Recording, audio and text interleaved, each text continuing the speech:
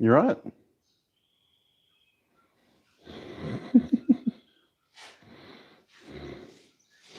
Morning, Paul. Morning, Jared. Morning, other Paul. How are we?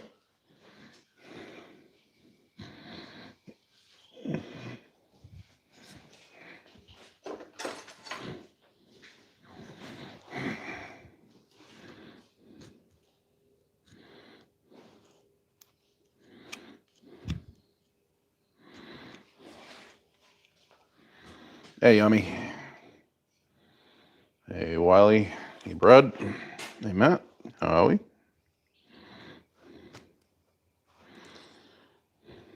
So,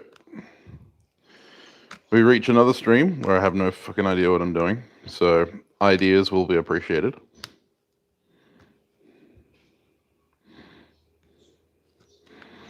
My thumb really isn't built for this right now, but I'm doing it anyway. Get your fly press movie? I saw that. Looks nice, man. What are we doing today? No idea. Hey, Kat. Hey, Wayne. Like that engineer's sword? Yeah.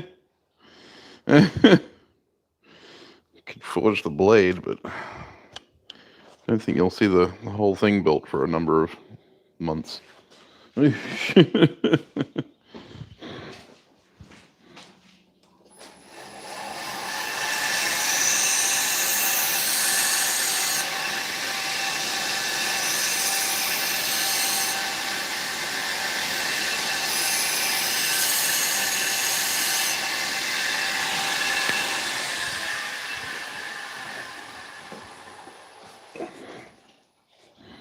wrought iron dog's head hammer, you reckon?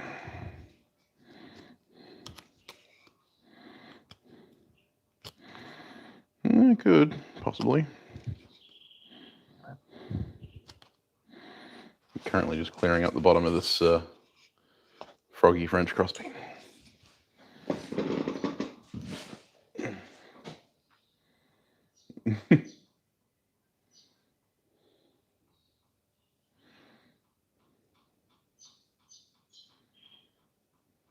Boat anchor? Yeah, no, not making a boat anchor.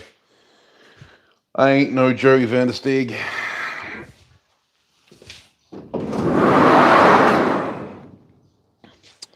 See, if I was going to make something out of wrought, I would have taken the time to prep some wrought.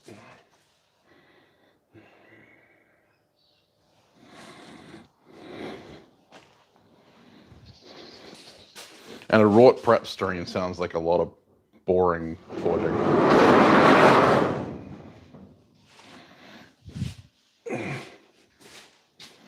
Morning, Notric. A Witcher sword. You're resized of it? Cool. Yeah, the center span, I think, is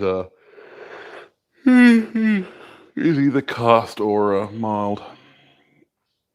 Chris, no. I refuse.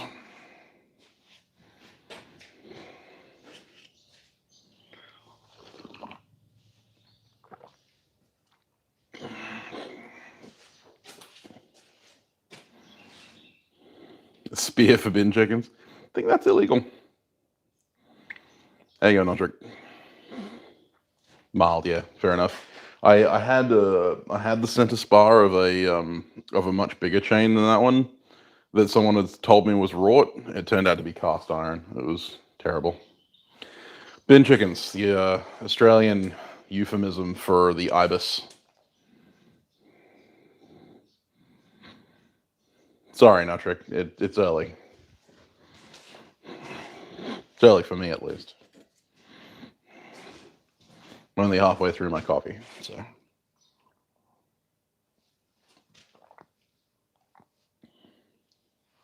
A great sword. Well, any sword I make is great, but you know, I don't think I'm really up for forging a sword today. That sounds like a lot of work.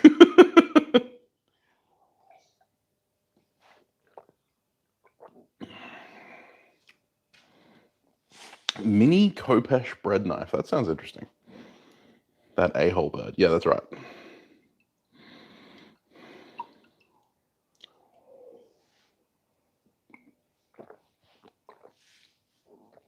A long-handled flux spoon. Don't really need it, seeing as I have applicator tips on my fluxes now.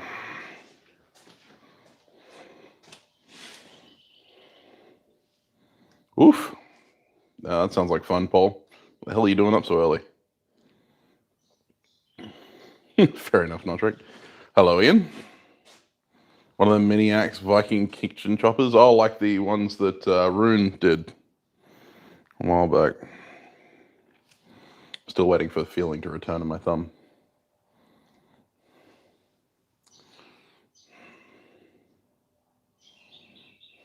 Feeling that isn't pain.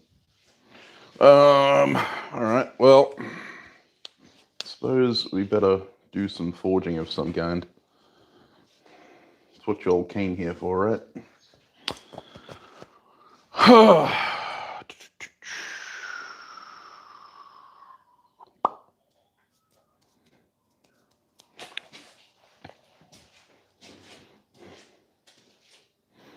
Kitchen axe for pizza. Yeah, Rune Malt Bertram Nielsen. Bertram Craft and Wilderness is what he's called now.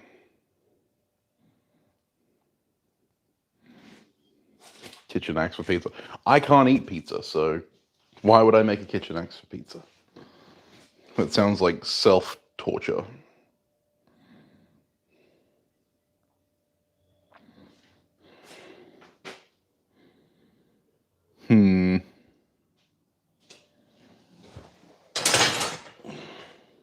I think that's a bit of 1084. That's a bit of crushed W's.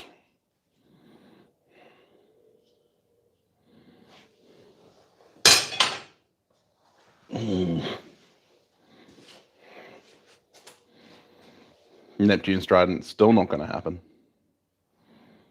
Yeah, I know you can, Jared, but they suck. Like,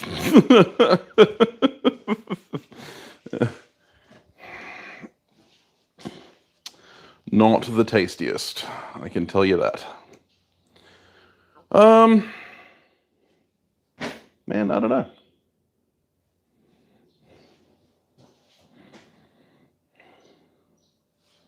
Need another set of tongs.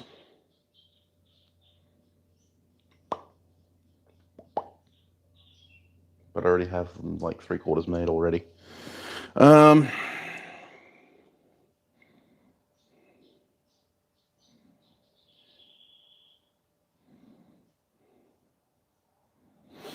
I really just don't feel the energy right now.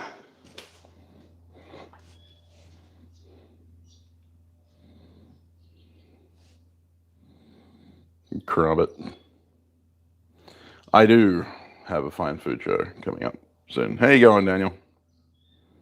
I'm not making a trident.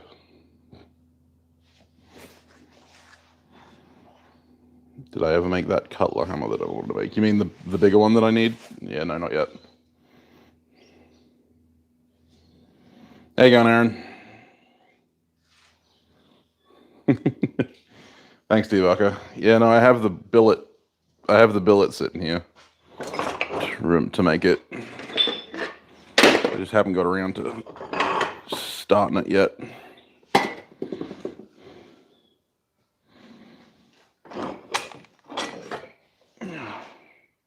It's a 3-pound billet. That'll work.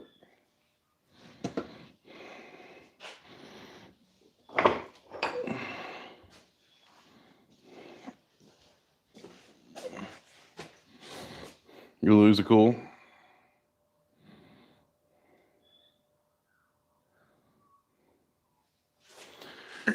All right, we'll do a kitchen axe another day. Just need to weigh these just to make sure that they're the right weight.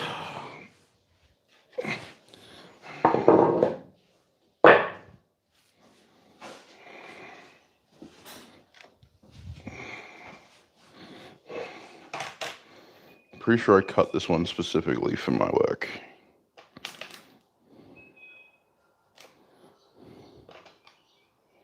Yep. 4 pounds and 6. 4 pounds and 6. There you go. Huh. It's a little bigger than I need.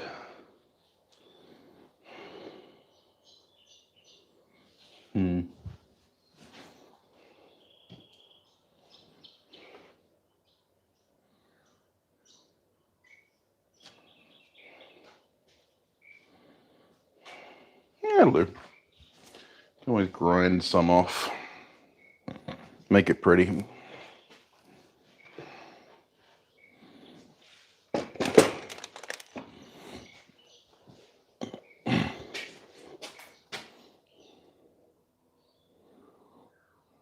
Yeah, fair enough. You can hold me to it, Jared. Damascus, something sharp and pointy. Maybe another stream. Hey, Chaz. Gonna make the boss of all cutlass hammers. That's right. We're gonna make 2 of them because I got an order for one from a very special previous guest on the Forgecast. Hey, Kevin. How you going? Kitchen axe needs to be accompanied by a tuner sword.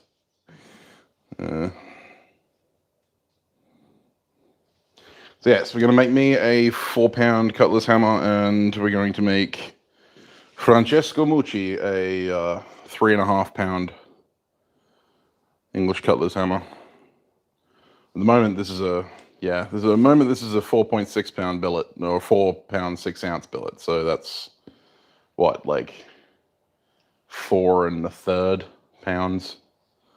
This is a 4 1/3 pound billet.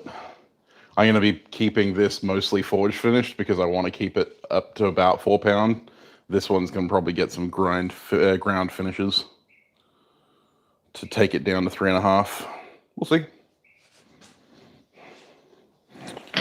But that means I need to hook up the big forge. Oh man, I said I was low energy and here I am making hammers. What the hell am I doing?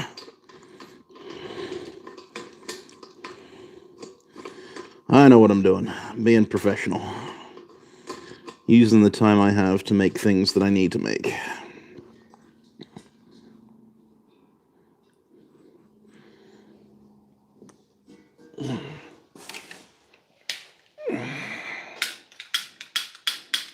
Come on.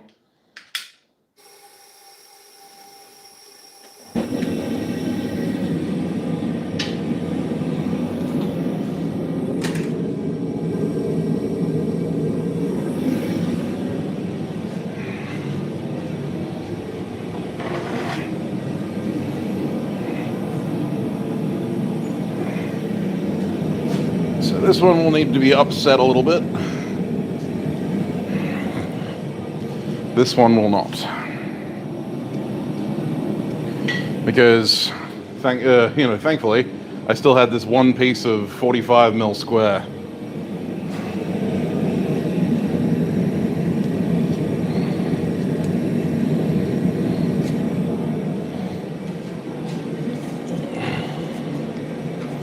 Just a little bit.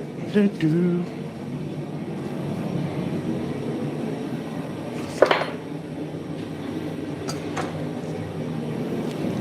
while we're here, I know Mr. Garman's probably not in the chat, but I have his sticker, so that's going to go on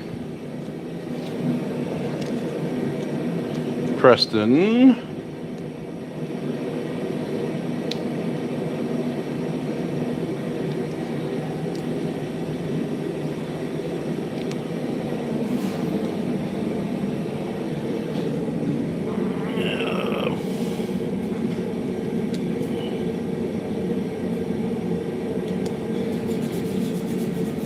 Go.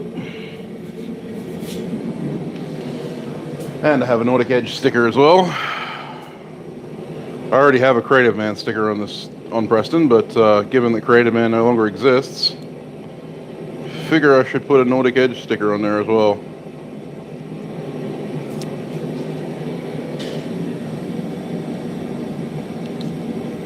Sponsor of the Forgecast and distributor of all things nice and knife makery.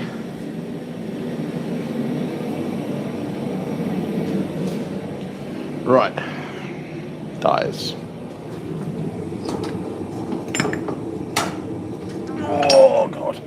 Why do I keep lifting things with my left hand? It's probably not a good idea, given my current left hand issues.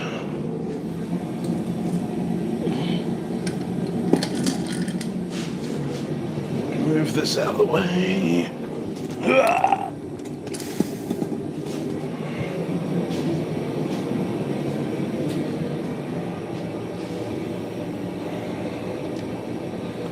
How's it going, Tech? Hey, Aaron. How you going? Hey, Lauren. All good, Gordon. Thank you very much for dropping in.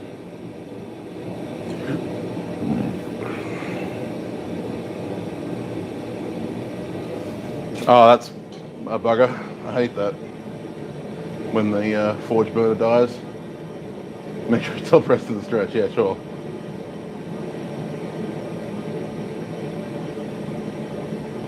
I will be engraving mine, yes, probably.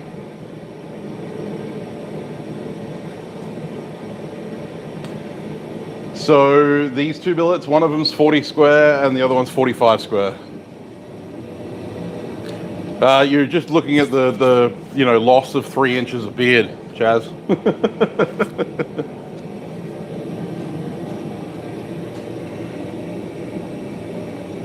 Yeah, fair enough, Matt. All good, mate. You working on that shed of yours?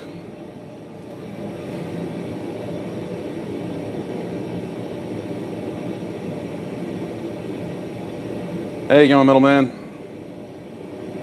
Oh, it's always a long way down for me, Gordon. There's a big belly in the way.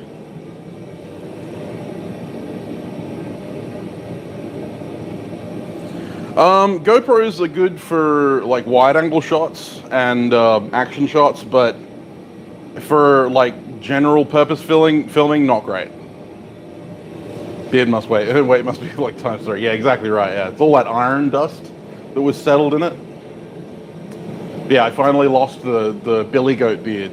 You know, like those the two prongs. I literally trimmed 3 inches off. I think it looks better now. A little more dense, like me.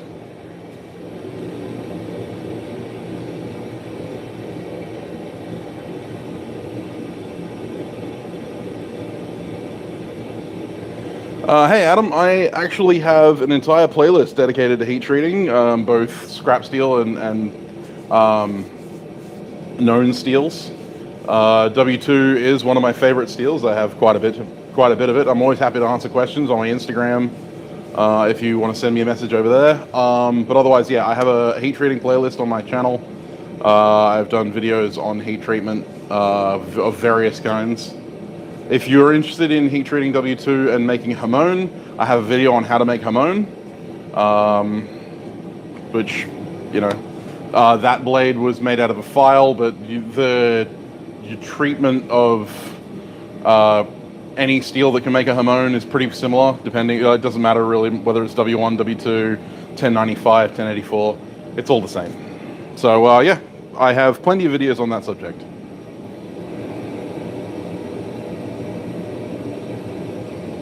Oh, that sucks, Gordon. I hate to hear that, man. Gotta be more comfortable. Yeah, I mean, the only comfortability issue was when every time I'd zip up my jacket, I'd end up zipping my beard up in there. That was painful. Change out of valley on a customer's roof. Oh, right, yeah, fair enough. It's not exactly sunny today, though. Iron Mountain.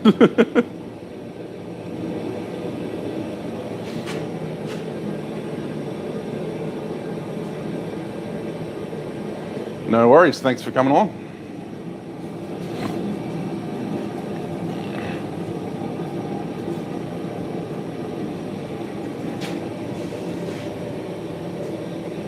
Beard and a zipper or old fellas. Well, I've never had the second one because I'm a little bit more careful with that. So, jury's out on that one.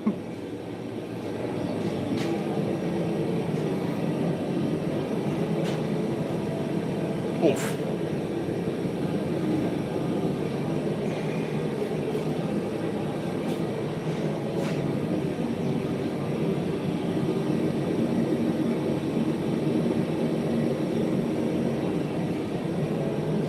Hey Dragon Water, how you going? Can you tell it's nice and cool today?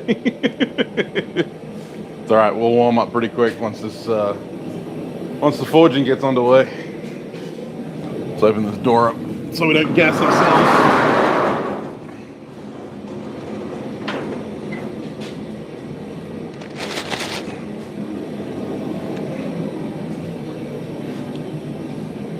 It has rained every day for the last like 7 days. I've been wanting to heat treat this sword, but I can't heat treat it while it's raining because I need to run the kiln outside. Pain in my ass.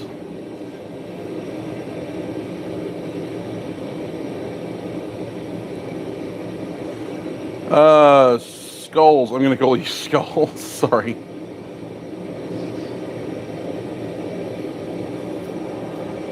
Yeah, Gordon, that's it, man. Like, you gotta make the best of a bad situation, unfortunately.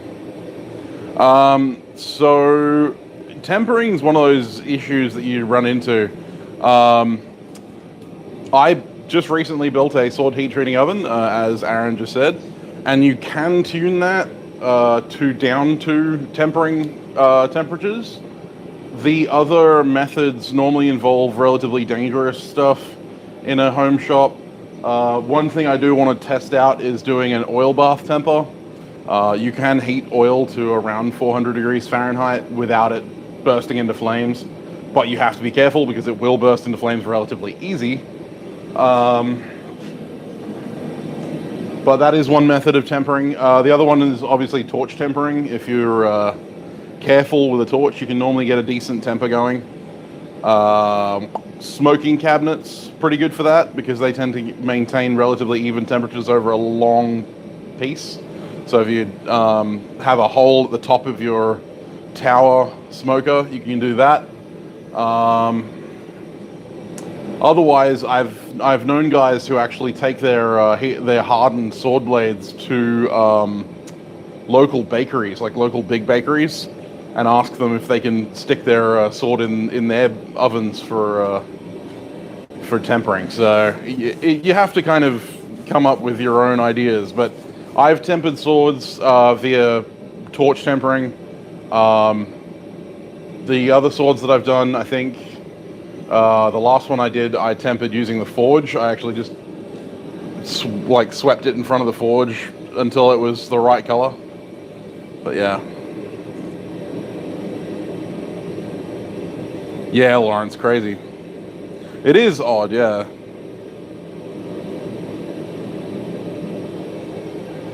Smoked swords, indeed. Salt baths, yeah. So, I would love to do a salt bath setup.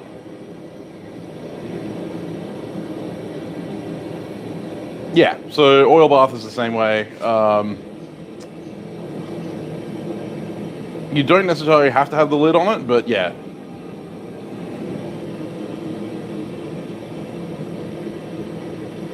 Thanks, Oliver. I'm glad someone noticed. I was just talking to everyone about it. No worries, man. Yeah, as long as you can get up to that temperature and hold it, then whatever will work. I plan on making an oil bath tempering oven thing. Basically, it's just going to be a copy of my. Oh, that's true, Lauren. But yeah, basically a copy of that of my quenching tank.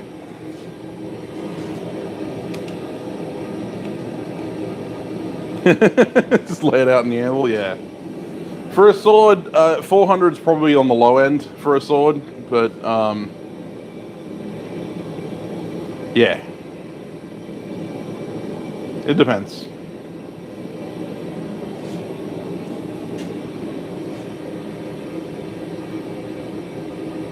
Yes, it would be tedious, James.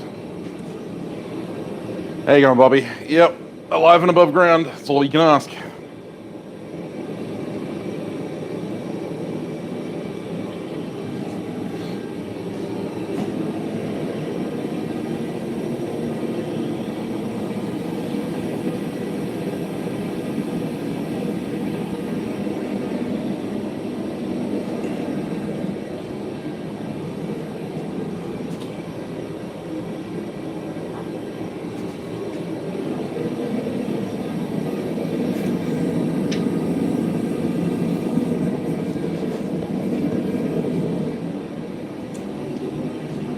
The waiting's the worst of it. Forgot to add the fat and sassy. Yeah, totally. I'm definitely the first one.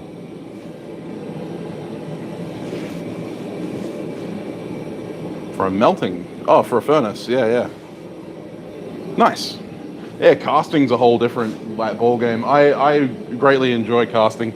Recently, just built a frame to do sand casting, and I do a lot of jewelry casting and stuff like that. Casting of various alloys of copper and that kind of thing. Silver. No gold yet. I'm desperately looking to find some 18 karat or 24 karat gold to make some Japanese alloys. 550, 700, 660. For a sword, probably not. You could probably get away with like 450, 500. You don't want to go too low because it'll be brittle, but you don't want to go too high because it'll be soft. Casting blanks for knife furniture, yeah, it's a good way to go. Especially if you can only get access to scrap.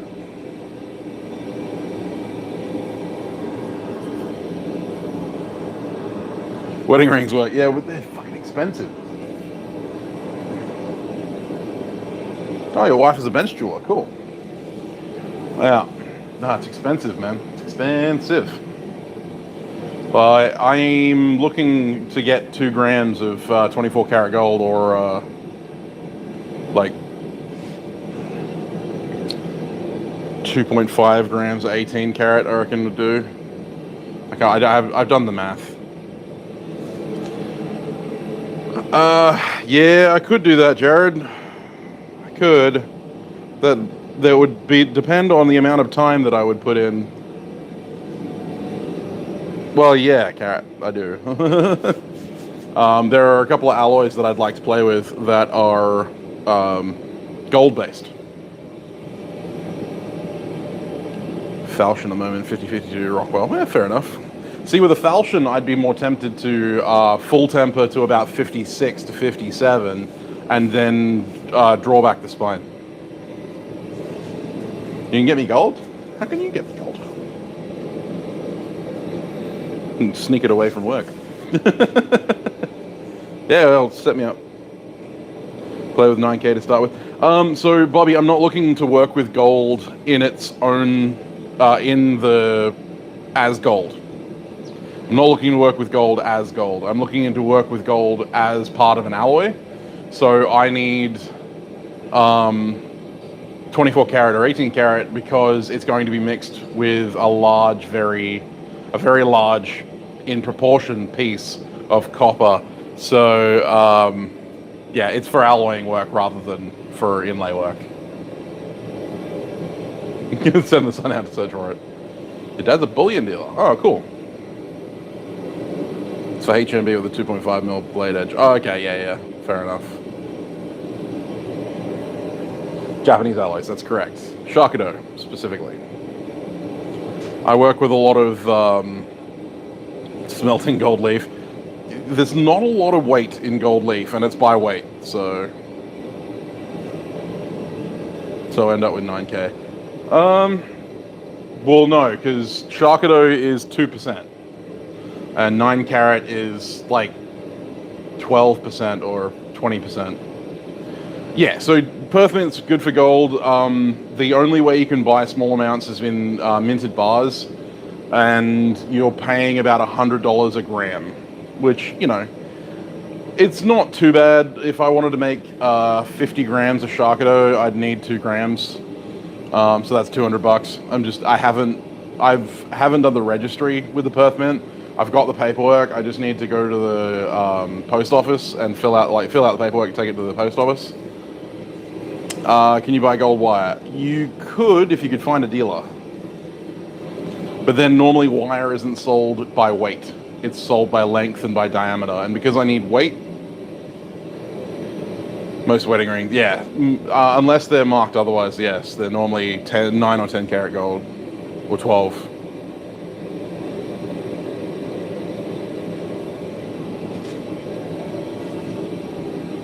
Gold sovereigns. See, the big thing is that, like, I could buy the gold as scrap jewelry, but I'm still paying about $100 or $120 a gram at scrap. It'd actually be cheaper to buy it from the mint at that point. But again, it's expensive, especially because, you know, I'm going to be turning it into Sharkado, so it's not like I'm going to be able to recoup my investment cost if I decide that I don't like it.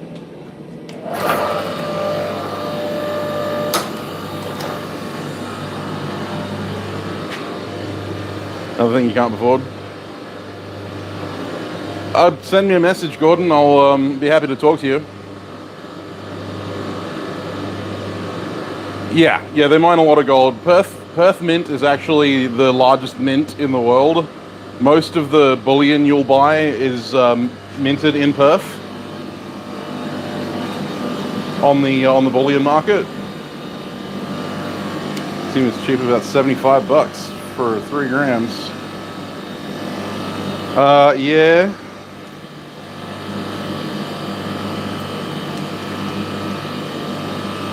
Yeah, the problem is that I can't have aluminium in the alloy.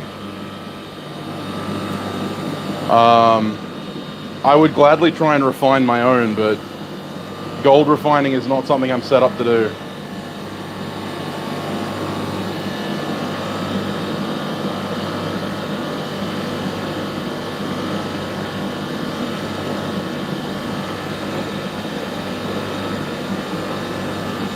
Don't go to too much trouble.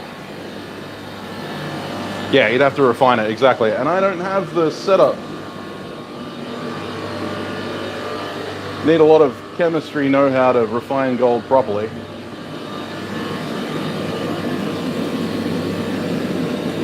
Okay. This is going to be upsetting.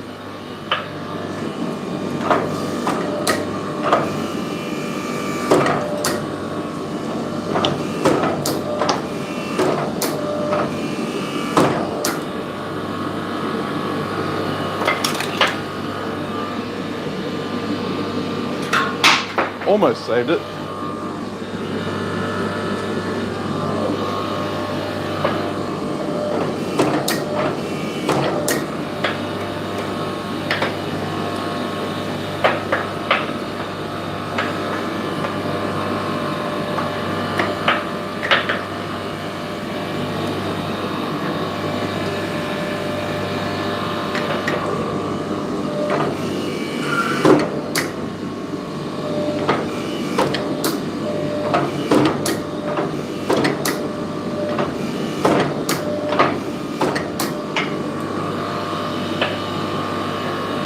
That should do, I think.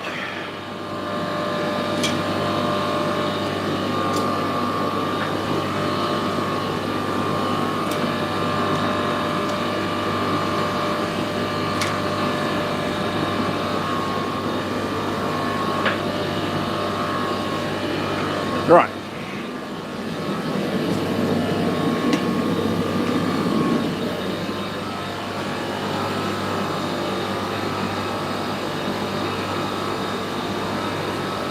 Yeah, skulls, that's kind of the way it goes.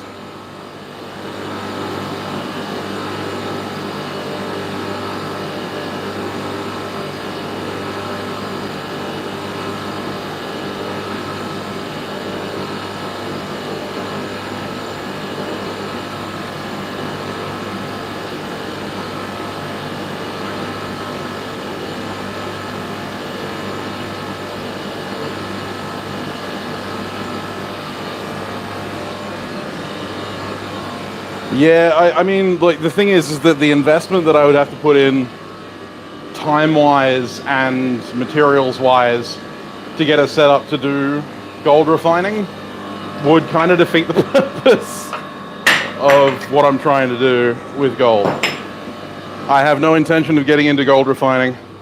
I just want to use the stuff. But it's alright. I'll eventually get it. Go away. Eventually I'll get around to purchasing some.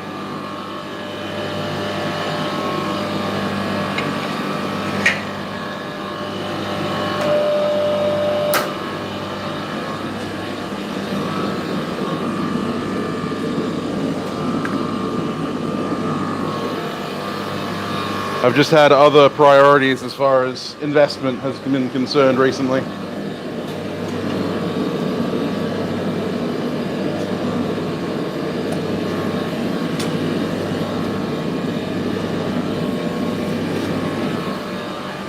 Right, now he wanted his quite far back.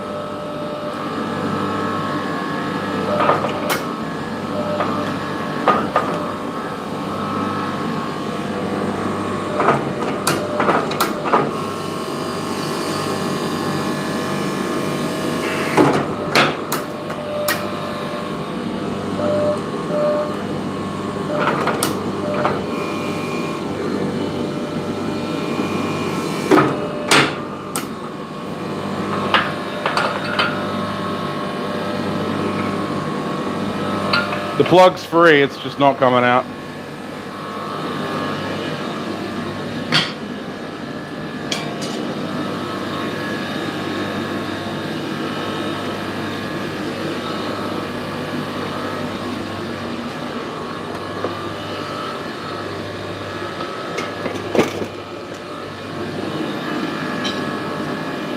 Yeah, I didn't even need to hit that.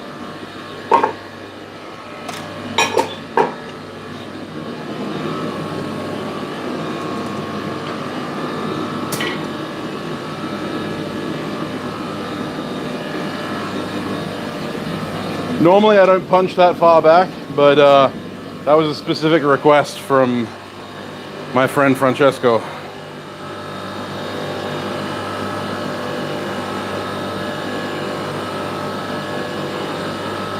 Yeah, Oz Jewelry Supplies don't really sell gold.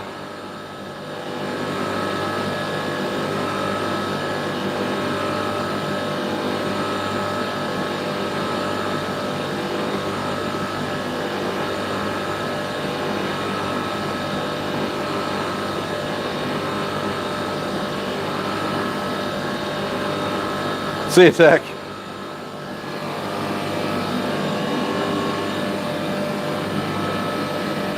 Oh yeah, no, they're great for buying jewelry makers supplies.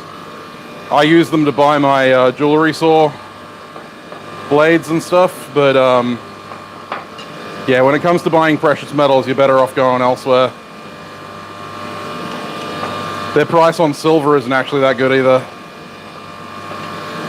I buy off eBay when I'm buying sterling or fine silver.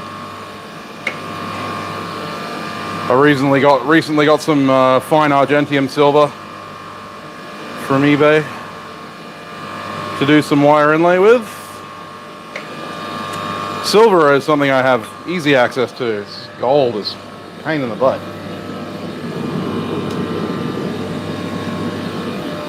All right, now we're punching this.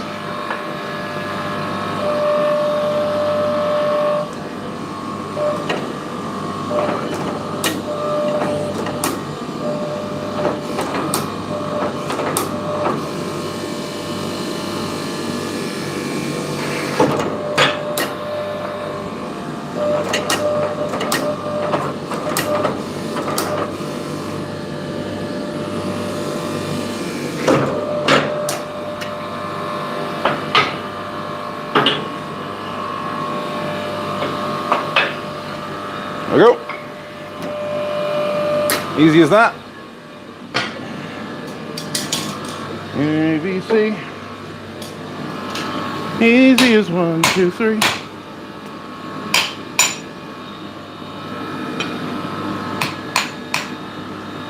There it goes.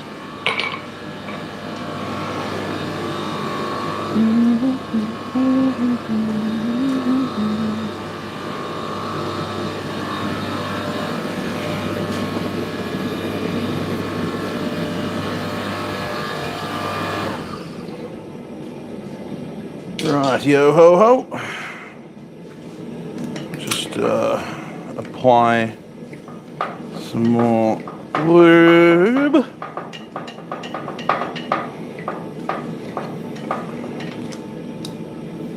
It's always good to lubricate your tool.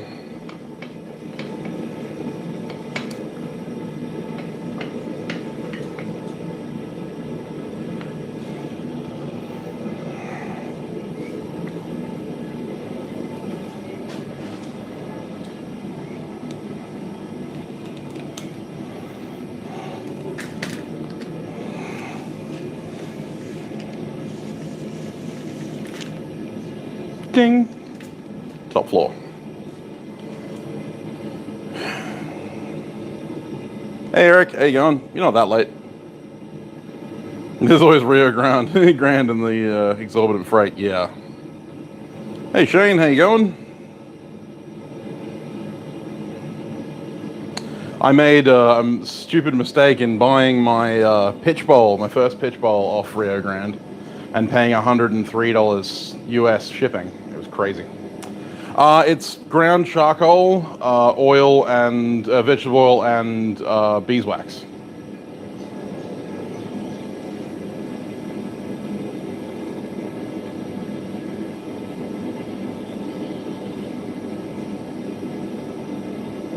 What kind of silver? So fine silver is 99.99% silver. Argentium fine silver is an alloy of silver that has a little bit of argentium in it, and it keeps it from tarnishing, so it doesn't turn black or grey. I do look younger. Well, yeah. Should see me without a beard at all. Look like a baby. Mandatory 57 hours at work. Crap. Have a good night, Kevin. That's what you did? No one was selling graphite. You can buy it from like locksmith stores in powdered form. It's relatively cheap. McNozzle gel? Yeah, fair enough. I just had some beeswax from a friend over in Tasmania. Not the one you're thinking of. And yeah, just mixed up some punch lube. I just pounded out some charcoal in a dolly, or a mortar and pestle. Technically it was a dolly, but if anyone can tell the difference.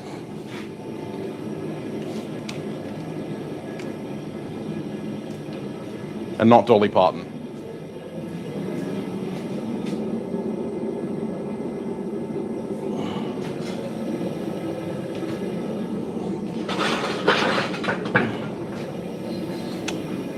Oh, now I don't normally do this, but given that my thumb is pretty badly injured at the moment, I'm gonna wear a glove.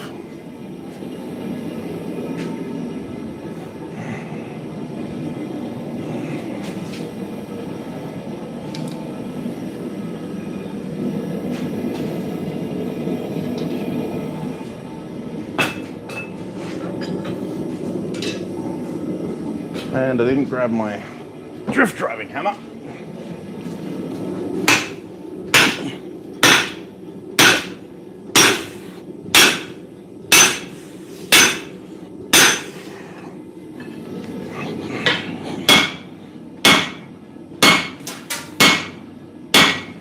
Oh.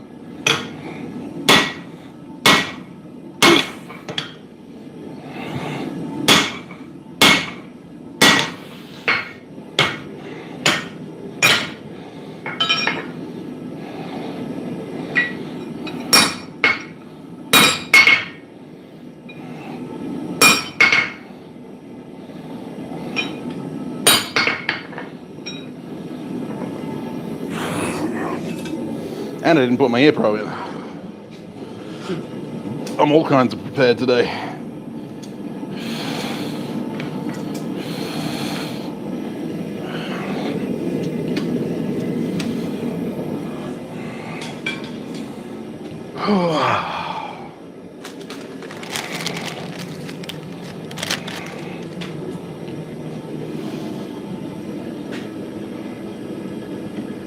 Hey Floyd, how you going?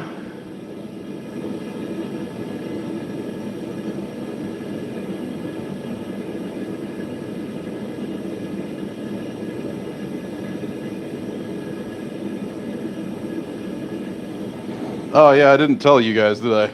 I sank a knife an inch into my thumb. Certainly am, Eric. How you going, Curtis?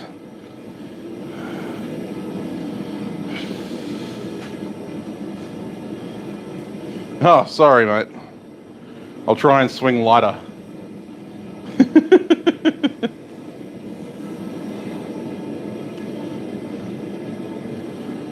Got some stitches in my thumb. Severed a couple of nerves. Fortunately, it didn't sever the tendon or the vein. That was the worry.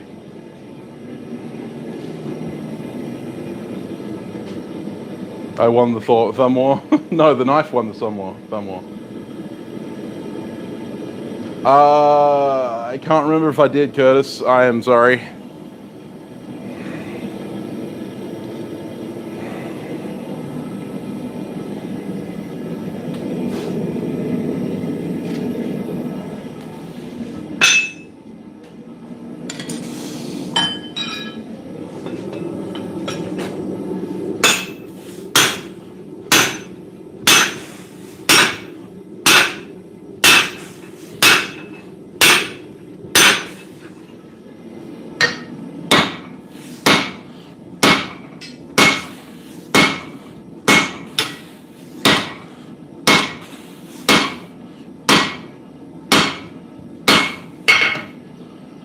Go.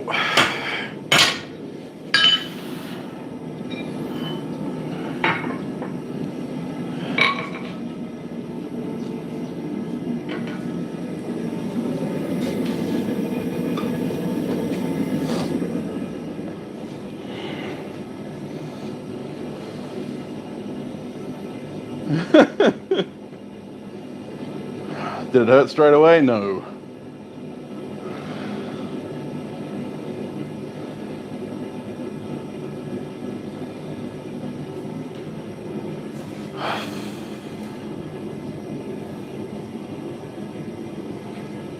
Sheet metal to the back of the thumb. Yeah, ouch. That hurts.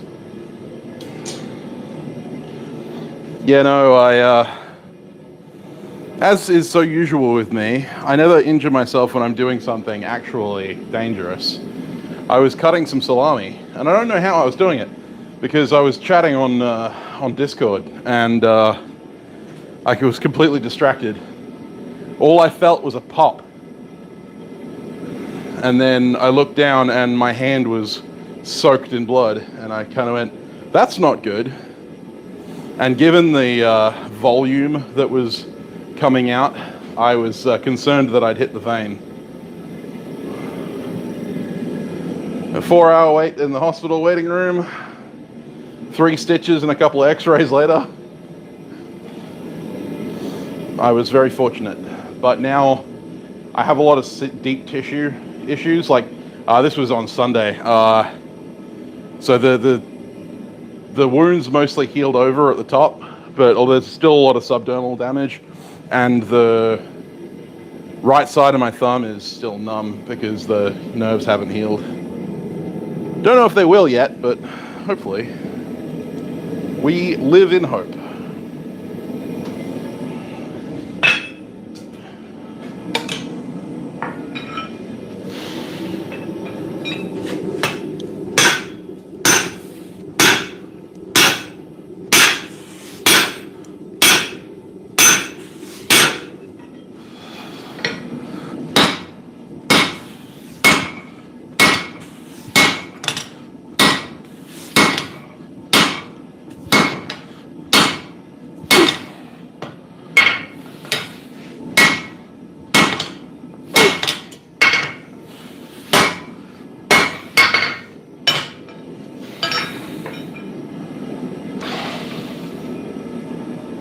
Whew.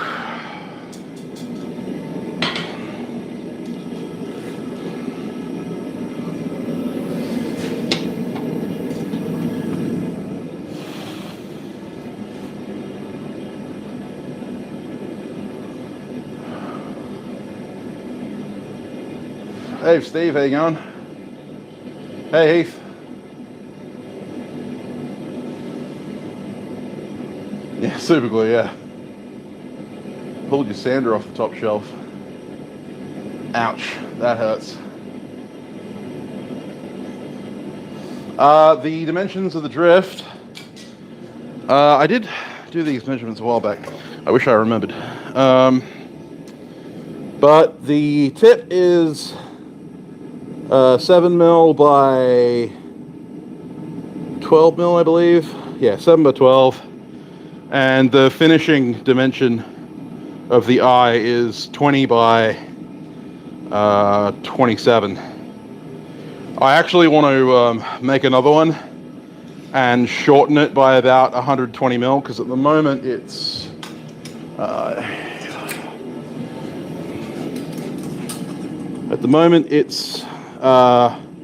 a 270 mil taper. I want to remove 100 mil off that, but keep the same tip and final dimensions, so that, but the flare will be more steep, like it'll be steeper.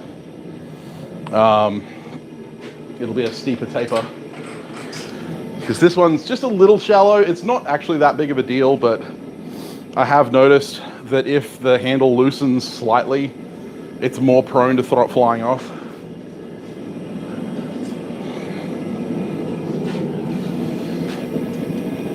Not that I've had that issue, but a couple of my customers have had that issue, so. And I don't want to blame the customer.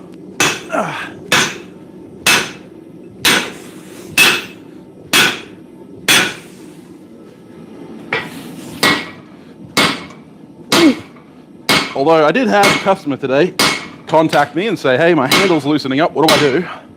Which was nice, because you should always be keeping track of what's happening to the tools.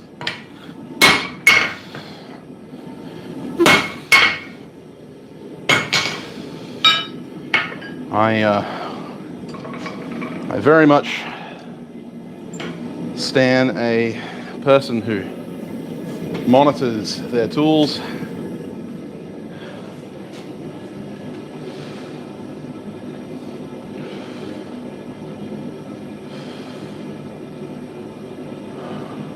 No worries, Heath.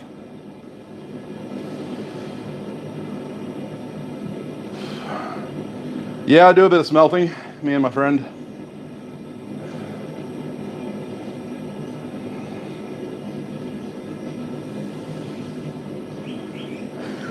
Thanks for the translation there, Curtis. Resurrected Old Tanto project. Yeah, tungsten drill bits, best way to go. Handle's not moved a millimeter since you received it. Good. And it shouldn't. If it dries out, if the weather dries out, then it probably will shrink a little. That's just in the nature of wood. That's why I don't supply my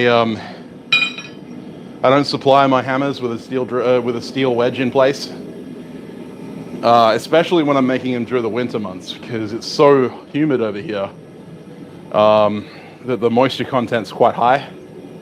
And so whenever they get there where they're going, especially if I'm sending it over to the States, who are in summer right now, almost immediately upon arrival, the handle's a little too shrunk. Hey Eli, thanks very much for dropping in, mate. Sleep well.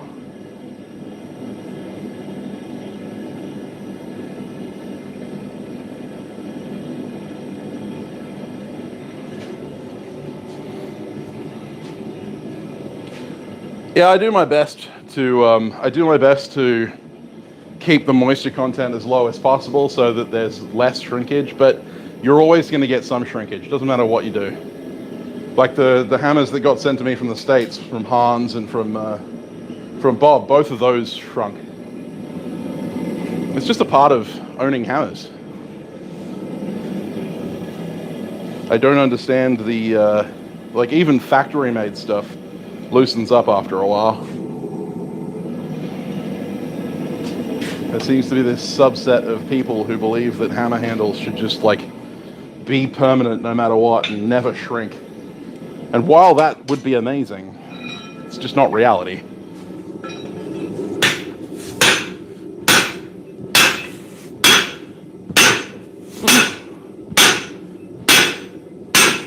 I mean, I don't know what magic Transforce puts into their axes. Well, actually I do, but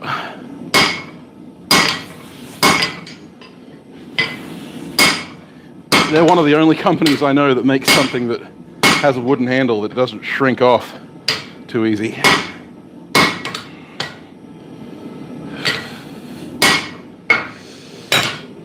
But they don't make hammers.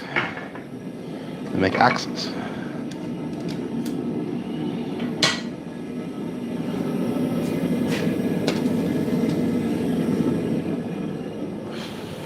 Hey Damascus, how you going?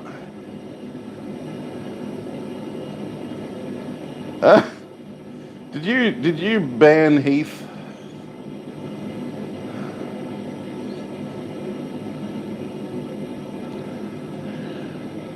Hey Josh, how you going?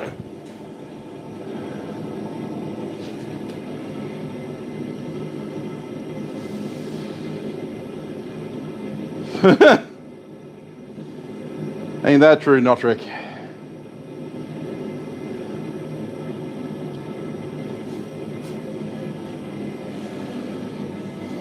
And you shouldn't alcohol wipe your Croft's pushing buttons again. Yeah, well. You shouldn't wipe your handles down with alcohol.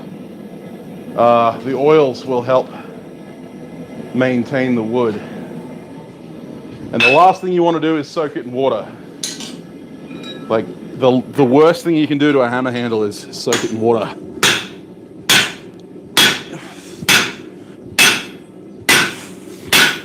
The customer that contacted me yesterday about my hammer handle getting loose was one of the only customers I'd ever put a steel wedge in before sending it. Back before I started not doing that. And the best way to retighten a head that's already got a steel wedge in is to make a 50-50 mix of linseed oil and turpentine and soak it. Sit the head in a container of it for about 24 hours, and that'll soak into the fibers and then harden, and that'll keep it tight. I know Alex, my co-host from the Forgecast, swears by using antifreeze. My apologies, I can't mute, so.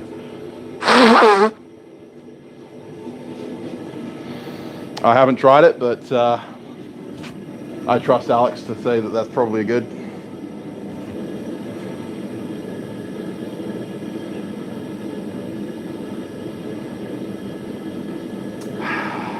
Yeah, dropping your phone will do that. Buck and Billy Ray does really good hafting videos.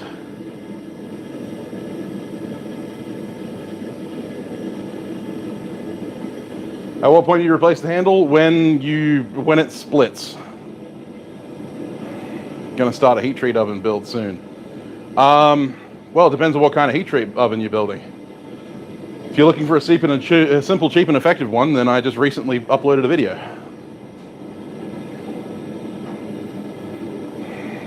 Yeah, when it breaks. Normally, if I start to see splitting or checking, or if the head gets so loose that the handle is rattling, and there's already a steel wedge in it. If I can't drive that wedge any deeper, or anything like that, then yeah, I'll just chop the head off. Thanks, Josh. Yeah, if the handle's worn down, I don't think it should be worn down unless your hands are sandpaper or something, but yeah. Basically, once the handle becomes uncomfortable to use or unsafe, then it's time to replace it.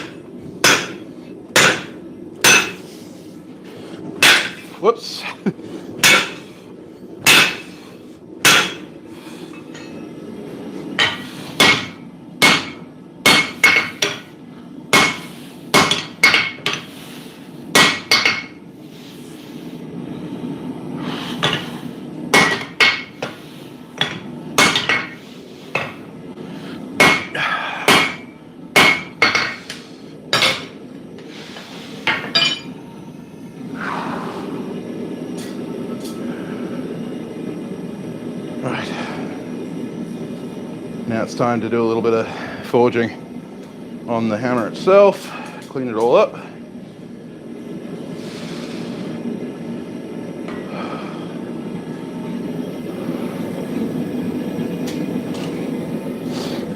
I hope I didn't just bust my stitches open doing that.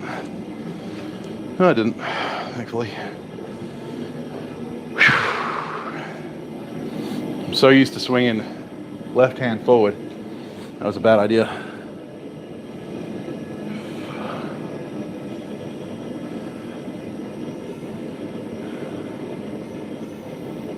Dip it in Flex Seal.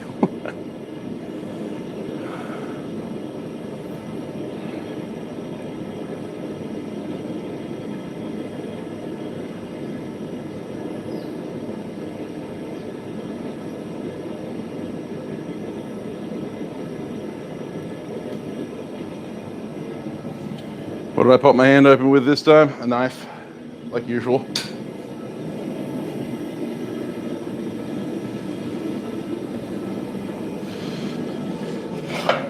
When isn't it a knife? It's always a knife.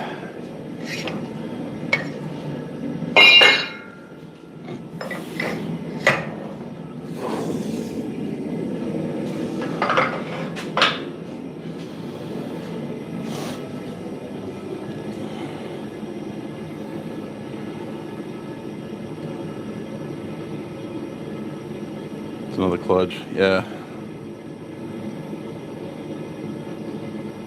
Pneumatic rock chisel. Oh, nice.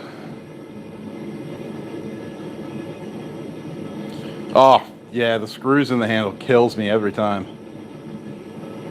Were you asking me, Dragon Water?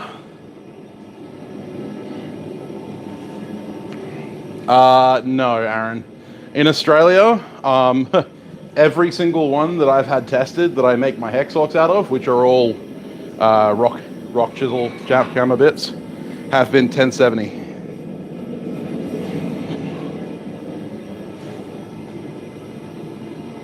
All right, Steve, thanks very much for hanging out, mate. I appreciate it.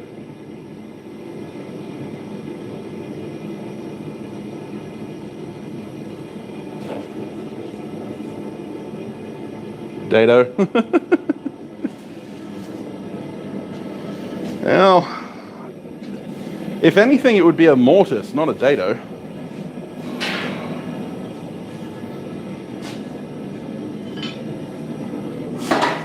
So he's not only wrong like in a metalworking sense. He's wrong in a woodworking sense too.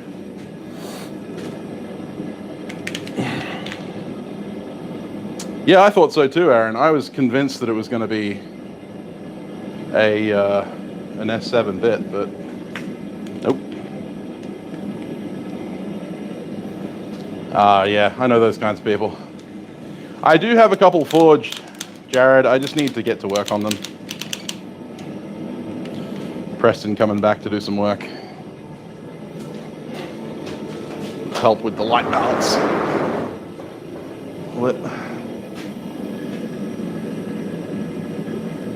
Calls carbon steel carbide. Fair enough.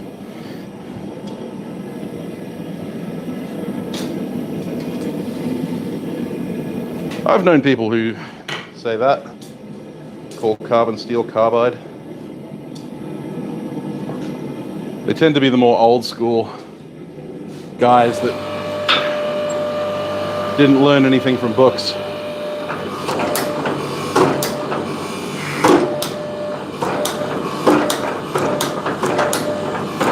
And therefore think their information is better, because apparently it's better if you learn it from people than from books.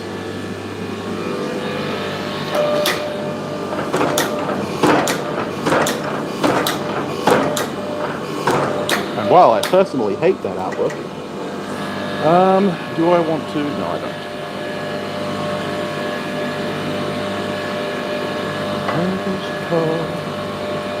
Now you got it stuck in my head.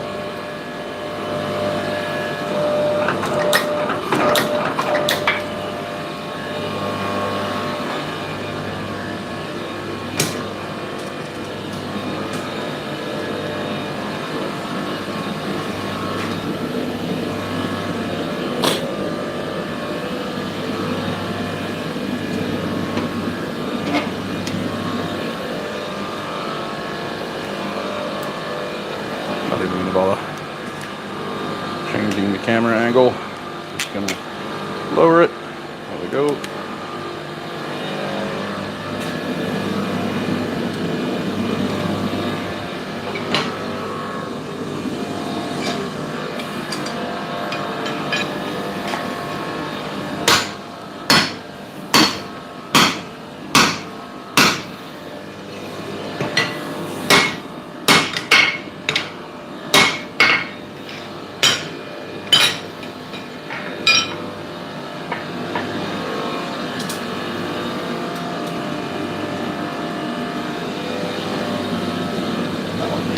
Down at the back end as well.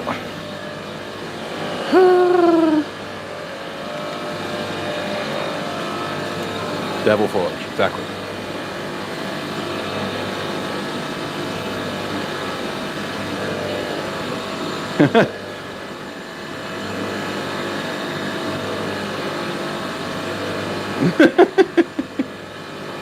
I do love the alliteration.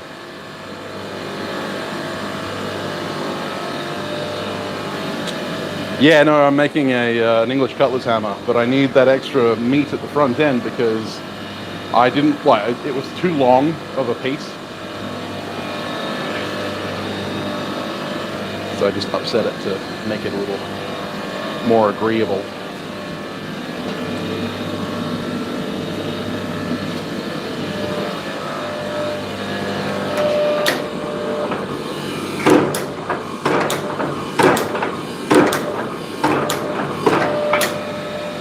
English cutlers are almost exactly opposite to Japanese dog's heads. Japanese dog's heads taper from the eye down to the face. English cutlers taper from the face down to the eye.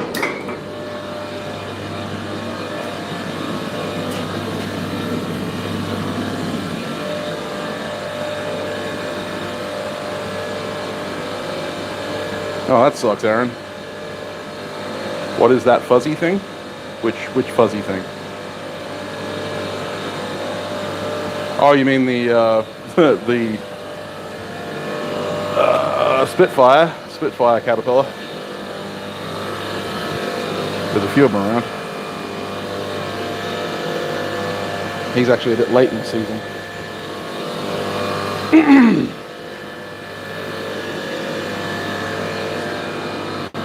I mean, this guy. Come here.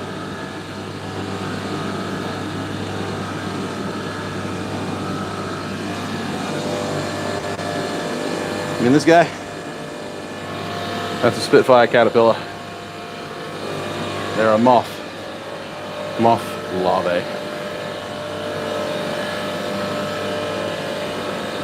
Yeah, it's a Spitfire. We get thousands of them here.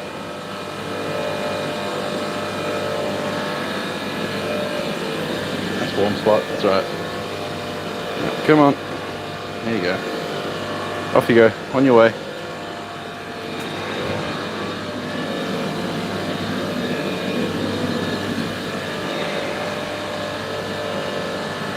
No, they spit acid.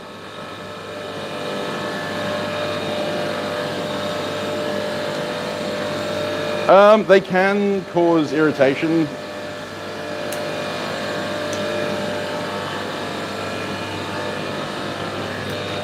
Yeah, they spit a variety of formic acid, much like ants.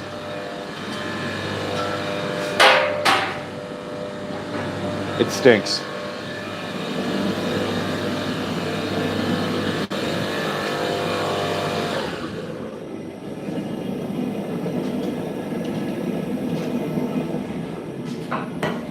Even my chickens won't have a bar of them.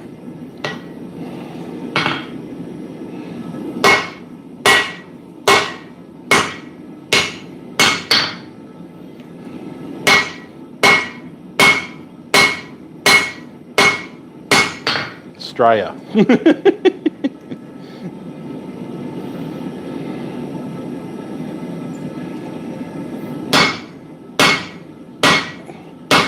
Now we'll start tapering down the nose.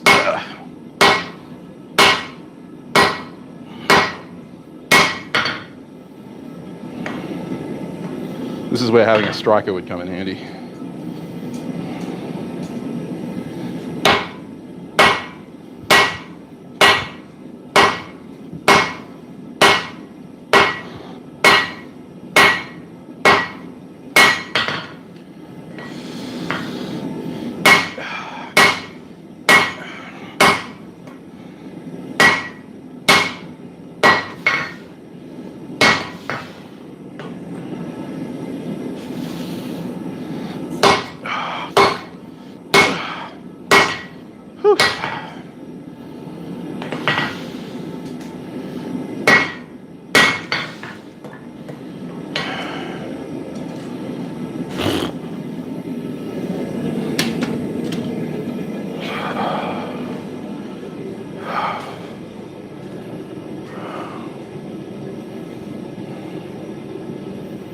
bugs are good for pollination.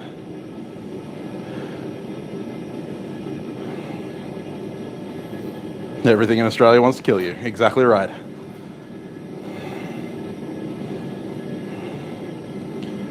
Formic acid isn't too bad.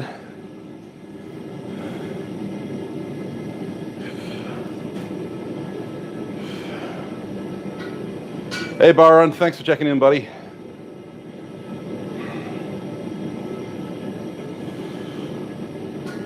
Chemically burn the crap out of your skin, yeah.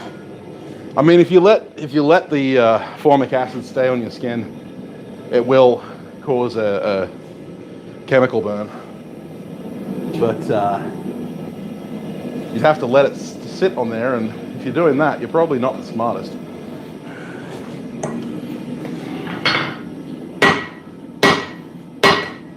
Tool in the shed. Sharpest.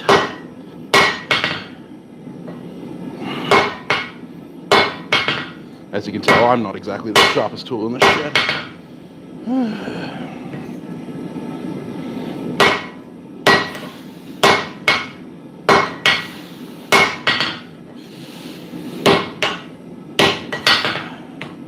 Especially not in this shed.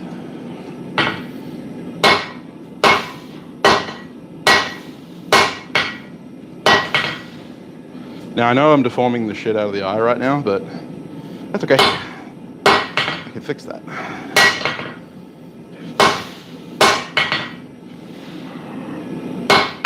Catch my drift.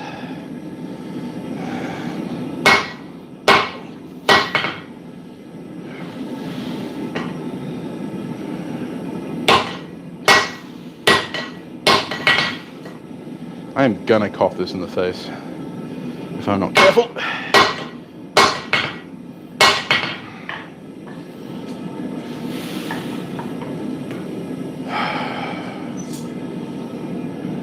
Which one? Okay, so that needs to go that way on the forge.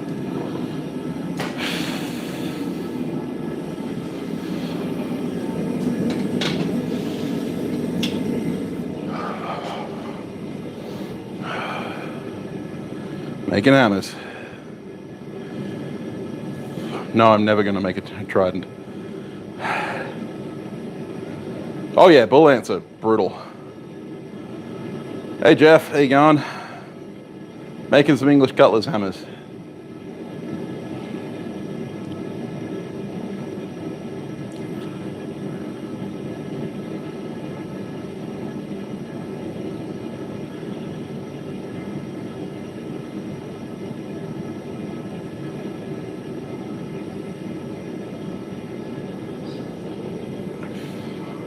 I mean, if you're doing it for scientific purposes, then, you know, knock yourself out, but I'm not volunteering.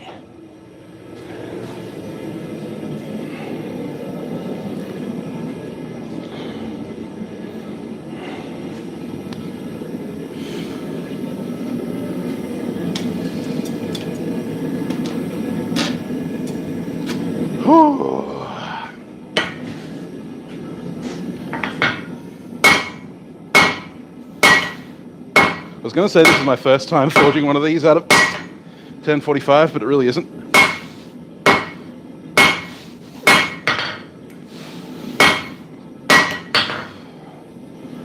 It's not even my first time forging it out of square 1045, so I don't really have the ability to complain as much as I want to.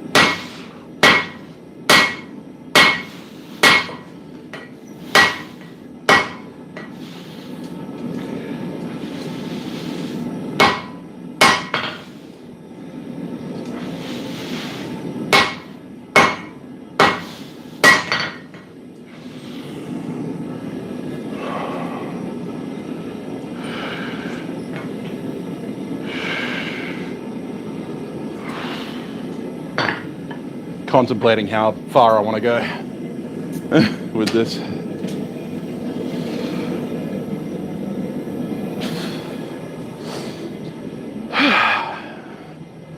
I've been staring at the edge of the water.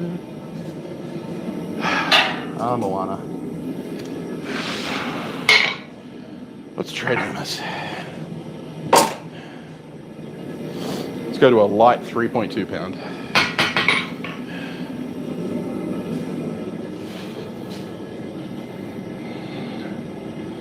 Very true, Aaron.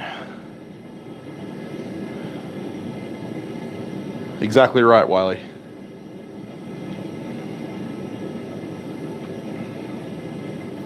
See, the thing my favorite saying is that everything in Australia wants to kill you. Not everything can, but everything wants to.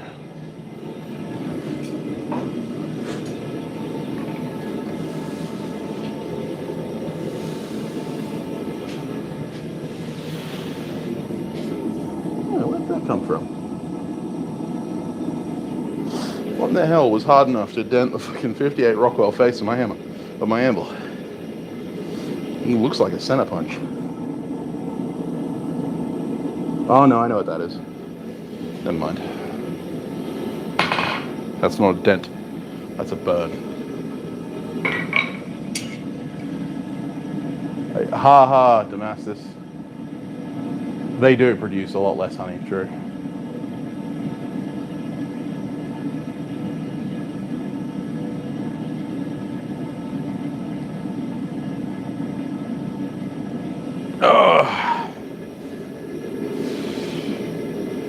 Yeah, no, I when I was welding up the frame for the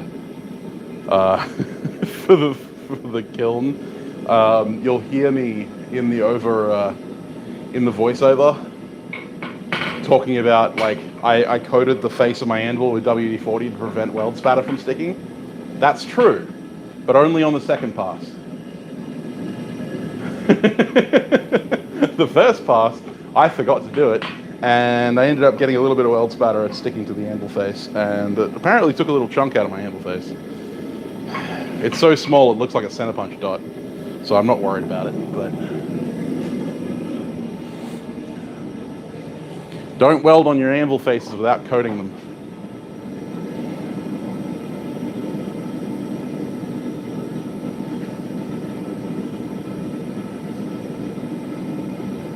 Just potential hammers. That's the way to go.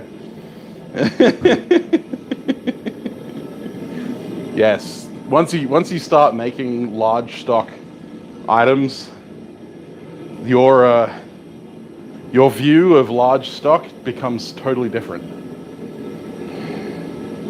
Like when I first started bladesmithing, I never really looked at anything over about an inch round because I just thought there's no way I'm ever going to use that. And now I'm sitting here looking at like 4-inch round stock going, that'll make a nice hammer. Nice sledgehammer.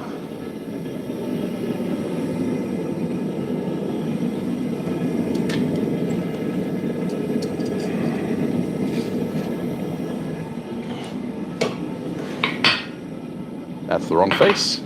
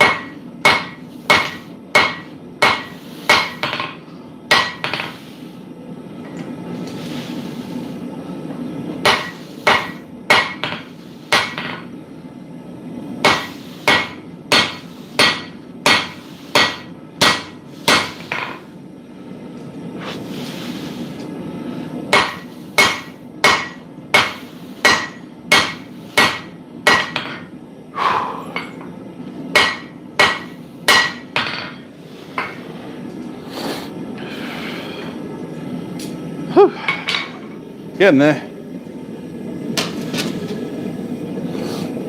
Oh, man.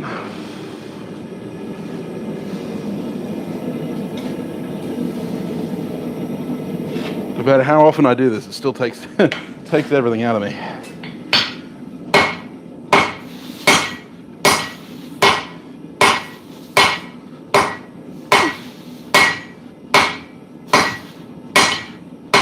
Whoops. That was a bad hammer blow.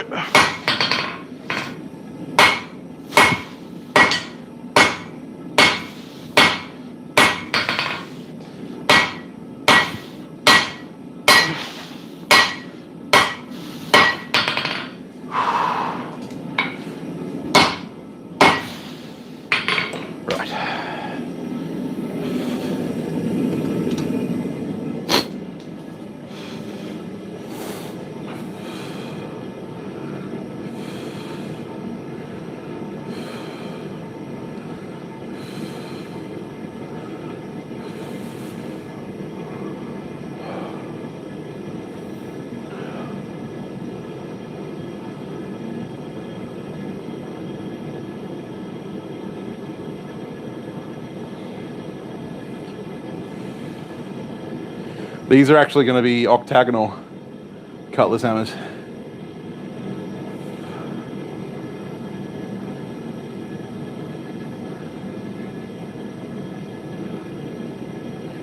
Hey, Dean. Hang on.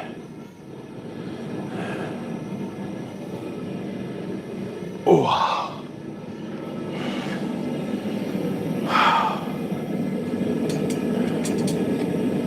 Roast pork, gravy, and applesauce. It's probably one of my favorite times to have gravy, but can't have that anymore.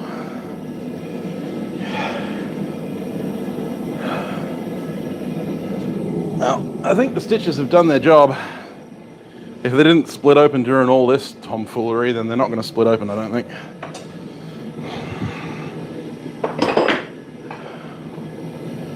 Need to change back.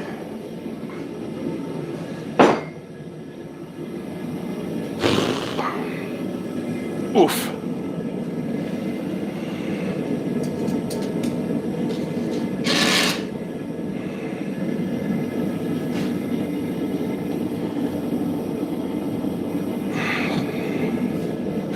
I literally just have the Moana soundtrack now playing in my head.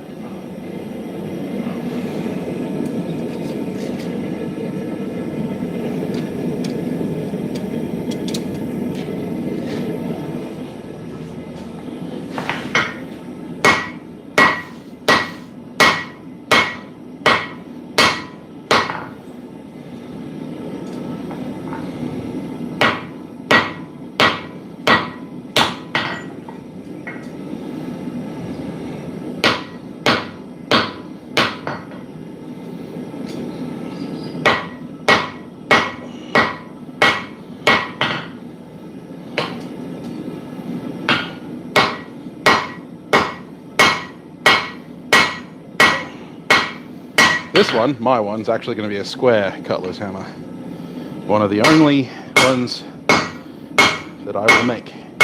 For now, at least.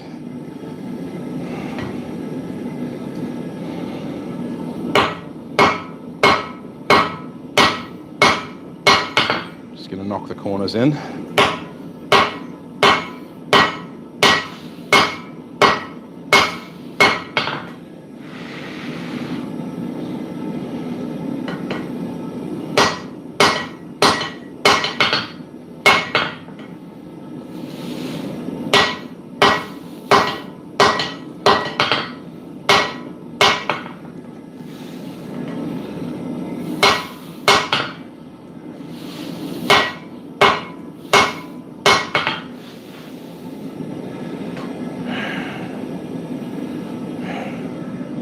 Looks pretty good to me.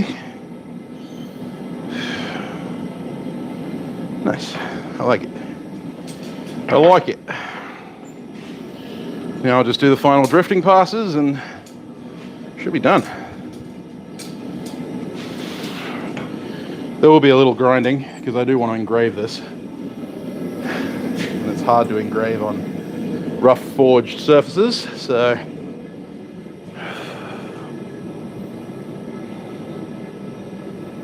yeah, I would get an Accio if I could, but unfortunately they're not sold in Australia.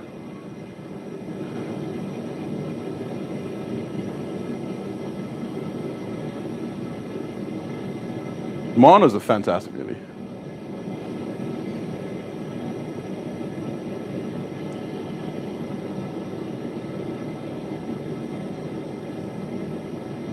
In the 80-pound range, sub $300, yeesh.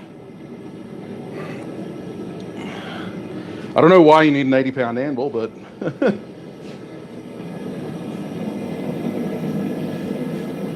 oh, I suppose the 80 pounds, like what, 40 kilo? Less than 40, 36 kilo. You could do that. Depending on where you're situated.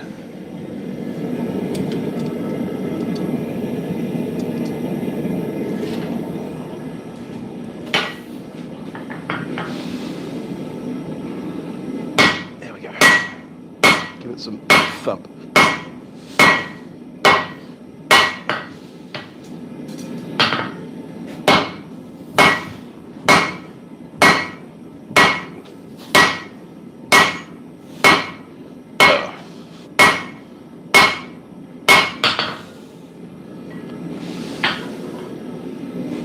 Thump goes the hammer.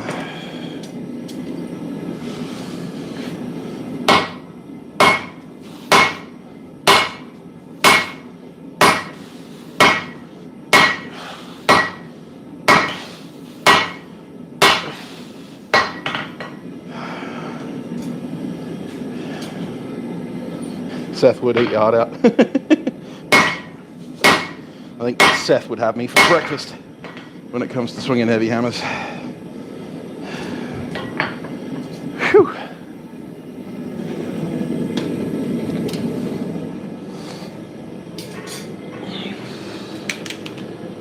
I told you we'd be warm.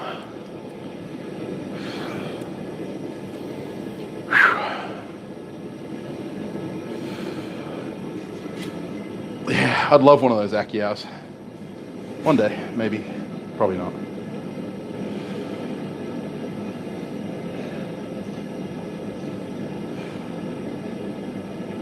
Oh, white sauce is a thing, Aaron. It's just we don't call it gravy. 50 pound, 3 fish Norris. Yeah, that's good. Yeah, Forks is good.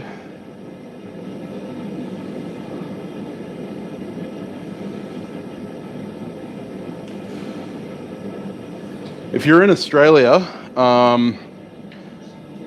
and you wanted to spring for a little bit more, then BSL makes a fantastic knife maker's block handle. I know, Aaron. I know, Jared, but doesn't mean that I can't have more anvils. You never have too many anvils. A roux, yeah, it's white sauce. I think white gravy is just a roux with like pepper in it. Atlas knife maker's anvil. Yeah. Yeah, I plan on doing a video on making a knife maker's anvil, a really cheap, easy knife maker's anvil for beginners. But yeah, Aaron, that's why white gravy sucks, because it's not really gravy. You mean a sledgehammer and a stump? Yeah, exactly right, precisely. Thanks for lurking, Cat. I appreciate it. I appreciate all my lurkers.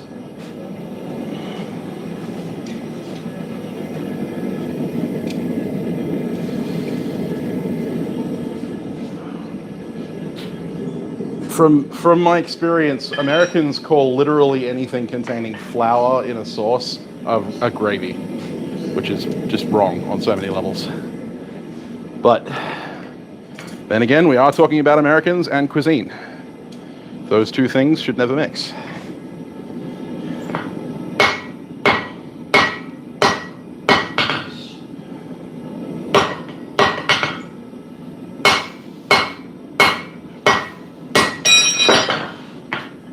Really hard holding on to the tapered end of the hammer.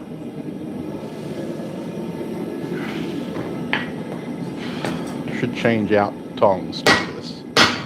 Yeah, I should do that. Rather than just talking about it.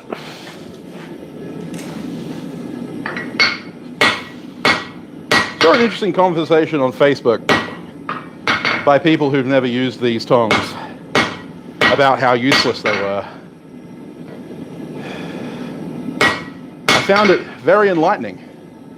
I never knew how useless these tongs were, given how much I use them.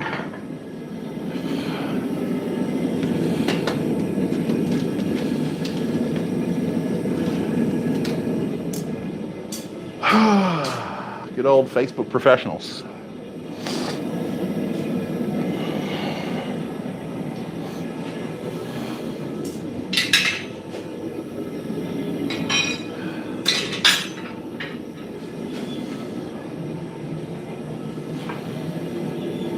This is your daily reminder not to listen to Facebook professionals.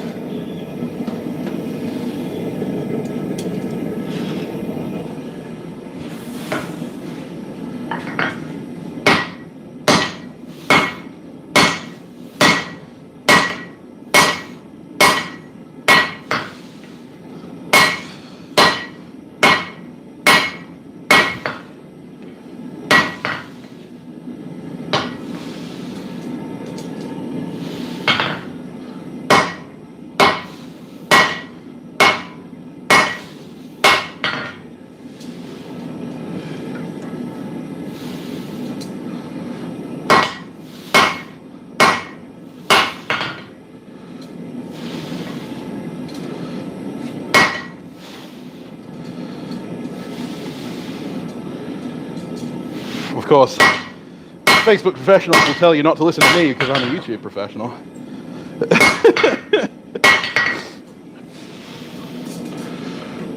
So it's up to you to decide who's right there.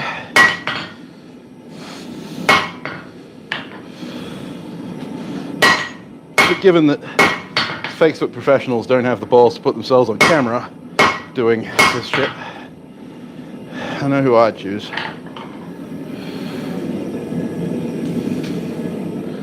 Just saying.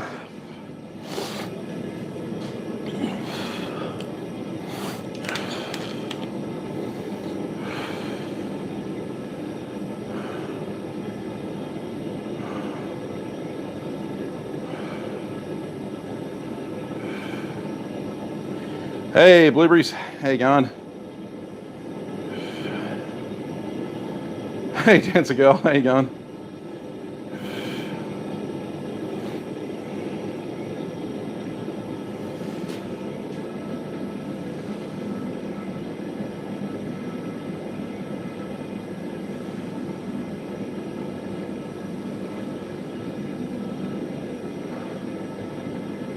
Apologies. That's all right. We're not in class today.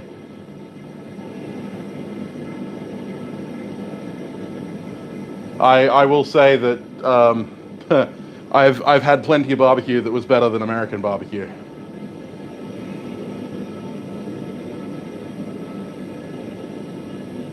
Australian barbecue is, you know, basically Texas barbecue but better. Hey Ned, how you going?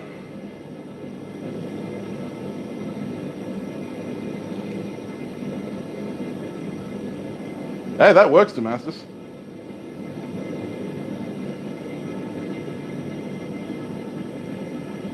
Trust your local sentiments. Hey, Pac-Man, how you going? You can lead a horse to water. Yeah, unfortunately. I will do more of those soon, Blueberries. Actually, should I put up a poll for what theory you want to hear next?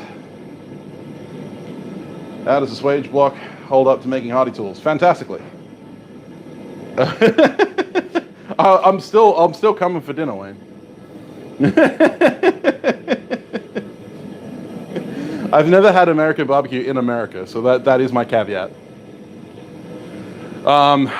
Eric, if you go back on my channel, you'll see me making a Viking stump handle using that swage block, and it was it was 11 pounds of steel, and we were smacking on it with 10-pound and 7-pound sledgehammers. and it held up beautifully. So yeah, provided that the stand is built well, you'll be fine. And I have a video on building the stand for it too. Halfway in your book of theories. Cool. Poll sounds good. All right, I will put up a poll. I just got to think of topics. Feel free to shout out any topics you would like me to speak on.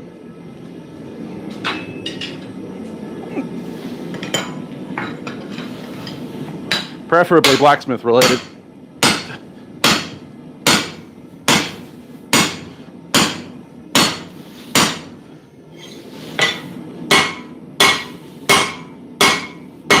Bladesmith related.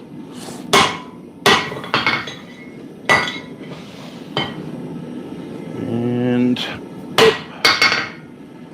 boop the smith. I take booping the smith to the next level. Oh, come on. No, come off. There we go. I should have done that with a glove on. My left hand did not like that at all.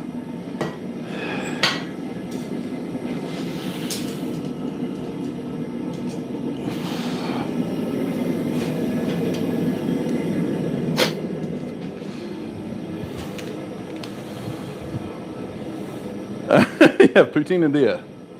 And foodie. Always wondered how likely they are to crack and break. It depends. Most of them are about 2.5 inches thick.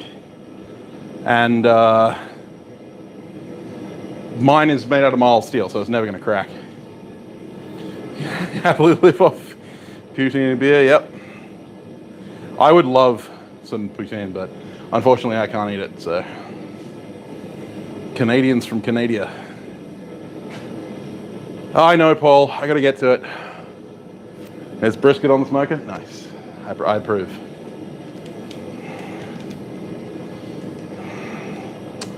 Wouldn't mind a bit of puts in.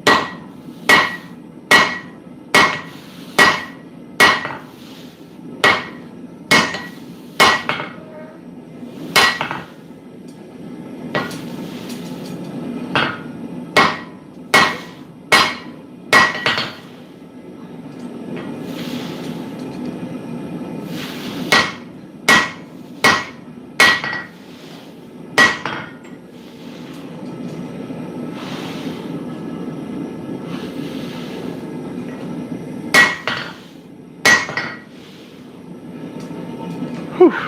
Okay. Should be able to do with that, make do with that.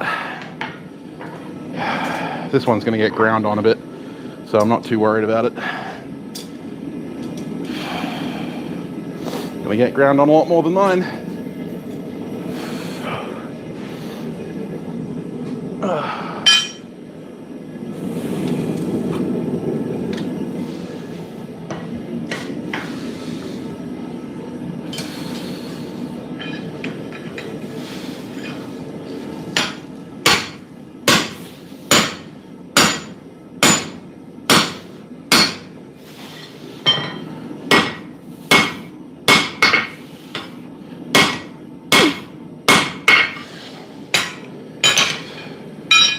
There we go.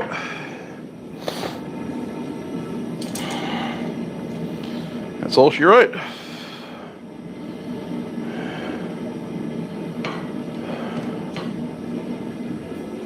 for that one at least. 4-pound English cutler's hammer. Or technically a 4.5 at the moment, but, or 4 1/3.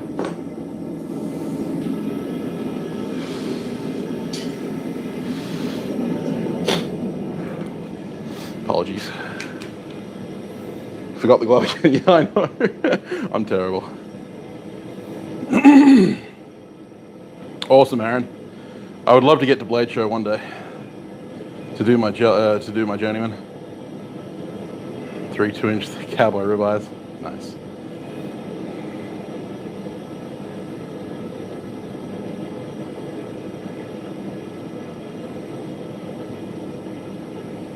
Square sewage. Yep.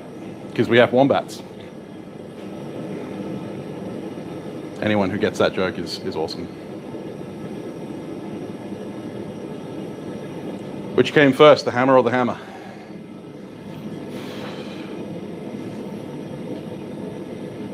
So the face is normally is perpendicular to the hammerhead itself. So you know, like the perfect 90 degrees to the hammerhead itself, which normally makes it at an angle to the head, to the handle, because the handle is normally angled in the hammerhead. Square poo, that's correct. First hammer came from space. First iron hammer for sure.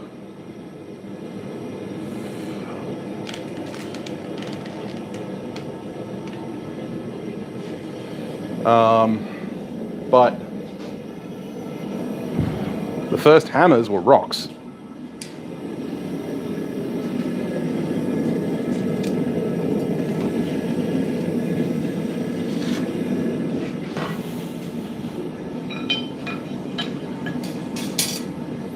Actually, technically, the first hammers were wood.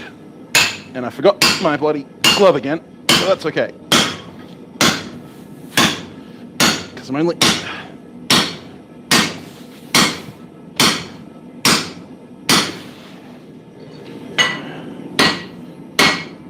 getting halfway on this one. It's not going to get close to my hand.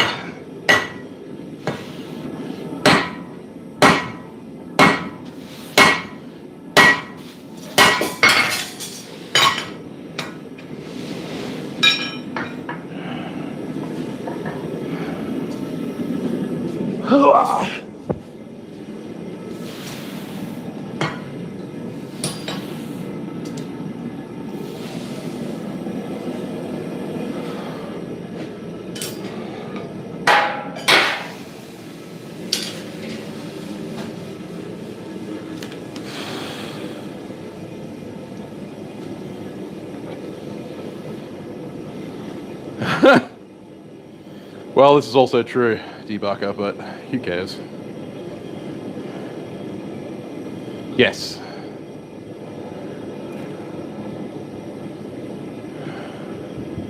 First hammer was a rock with no handle. First axe was a rock too, indeed. First knife was a rock too. Apparently awesome. Yes, you are awesome, Josh, because you got that joke.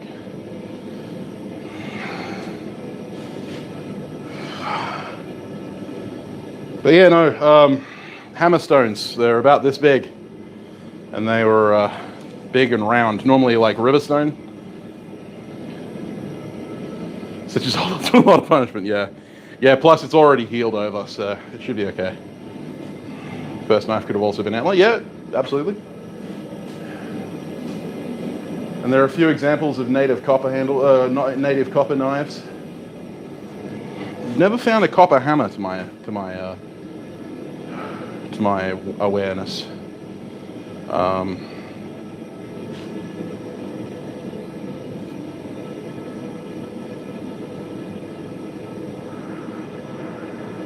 I did when it sold out. Thank you for noticing.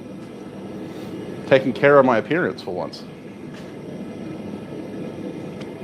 A little bit, not much, but you know, enough. My beard doesn't look like I've been living in a homeless shelter for the last 30 years.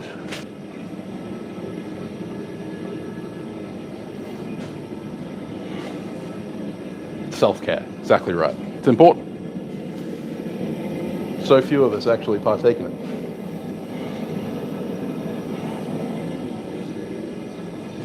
Copper hammers were found in Egypt? Okay. There was a copper axe. I know of the copper axe. Otzi's copper axe is quite famous. I didn't know that there were copper hammers found. I know that there were bronze hammers found. Ever put any product in it? No, not normally. I should. Just let yours grow wild and free. Yeah, well, I did that for a while, but it was starting to look a bit weird. So. Copper chisel. Yeah, no, there were a lot of copper edge tools. It's just that I wasn't aware of many, any copper hammers, striking implements. It makes sense that there were. It's just I haven't seen any. Wasn't saying there wasn't any. But I have seen examples of bronze hammers. Pantown's not kosher. That's all right. Beard oil is the bomb, Floyd. Absolutely. I just don't have any right now. Axe grinding brushes. Nice.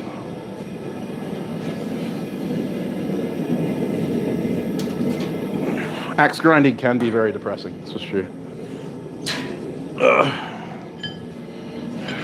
You got to think about the reason you have an axe to grind. A little bit of self-realization is important. Hold on, with this self-care, I really need to get this fucking glove.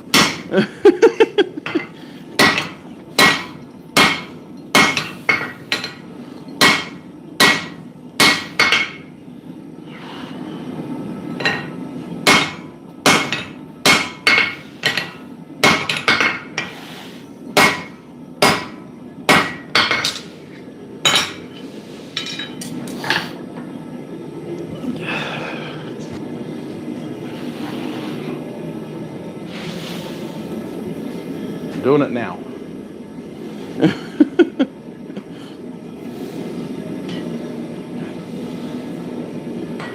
Two more drifting heats and we'll be done.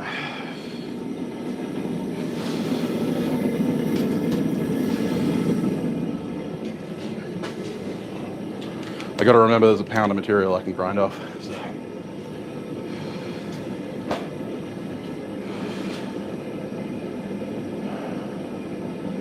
Yeah, precisely metal. Deliveries, exactly right.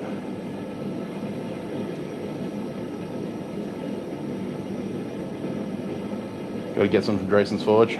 Now. That happens, James, that happens.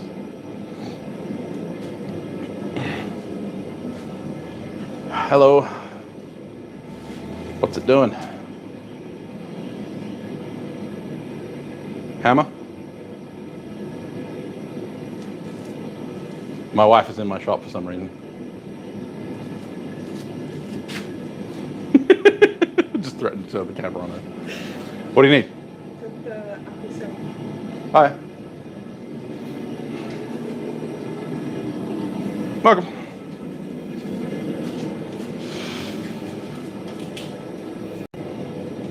Apparently the wife caused the internet to drop out.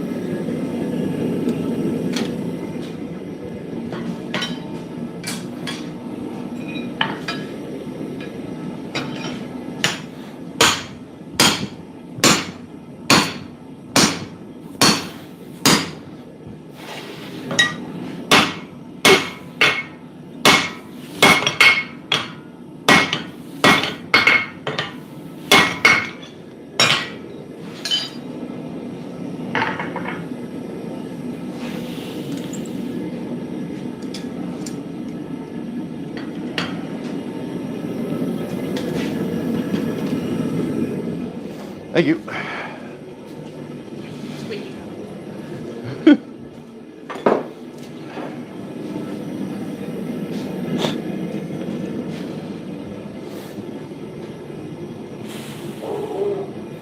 No more dallying about. Thank you for the $1, Aimless.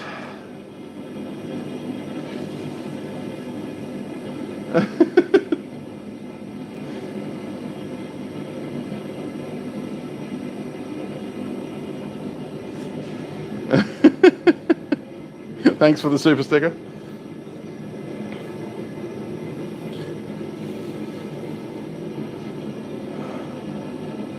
Bulb not all. Yeah, fair enough.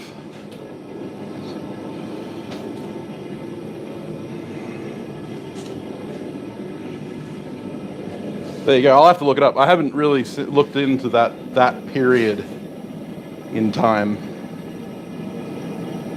Not my specialty. My specialty tends to be the age of sail onwards.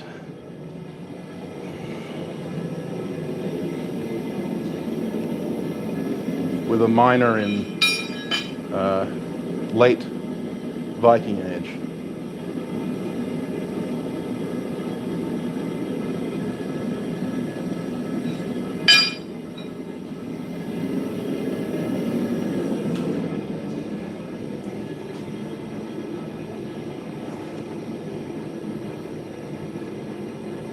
All right, Josh, thanks very much, mate. Sleep well.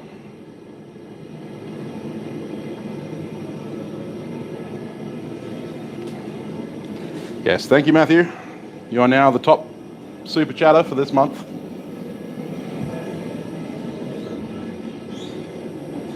As a prize, you get to be here. Lucky you.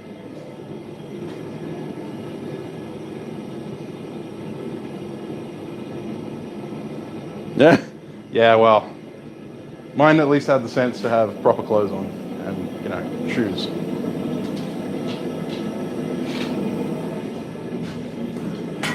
Got to remind myself that I have a pound of material to grind off this thing, so I don't need to forge it to finish.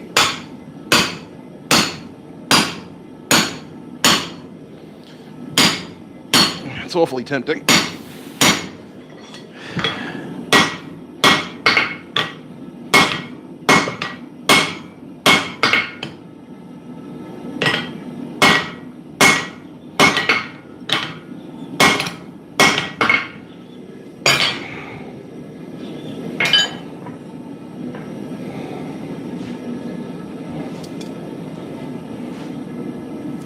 All right, last drifting heat.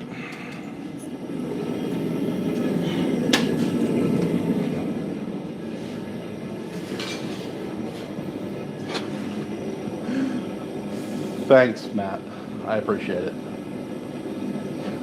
You didn't have to do that. Going in the preacher leaves. That's right.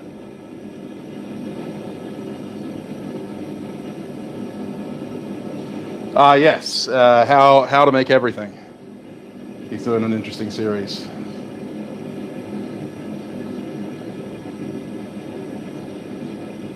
And yours a nurse. Well, you know, that's useful. Thanks for the reminder, Debaka. Jeez, Wayne, that is a little too soon.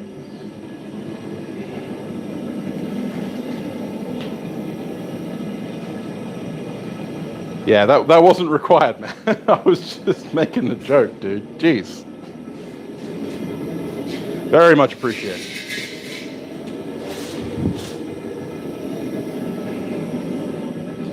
But apart from Super Chats, if you want to support me monetarily and you want to get something for what you're putting in, I advise you to go over to my Patreon, where I have behind-the-scenes content, vlogs, and educational content for my patrons.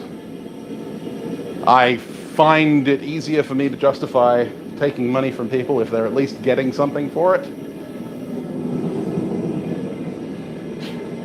But Super Chats are appreciated,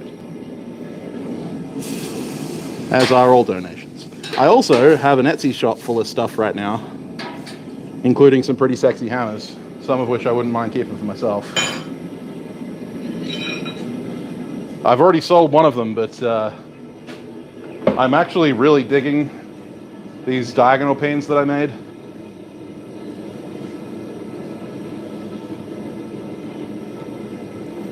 I'm a big fan. It's a really simple but effective design. This one's the one that's available. The ash one has been sold. I also have this ash-handled Viking-style crossbeam. with my customary two-tone handle, as I'm now want to do. I also have a 3.2 pound Viking crossbeam if you want a bigger, meatier crossbeam hammer.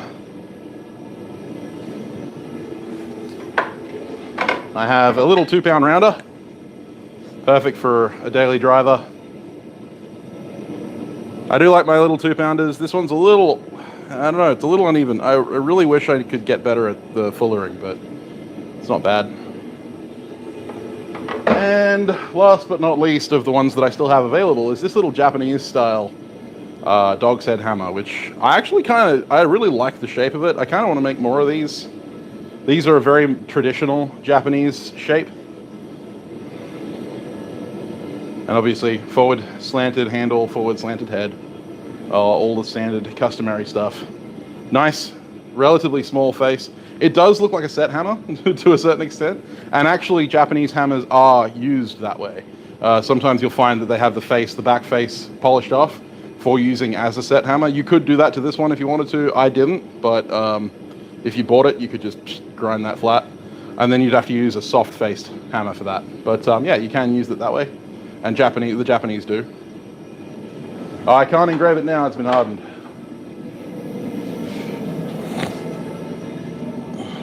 And I don't normally engrave the general ones because engraved hammers are fucking expensive and I doubt that I'd sell them.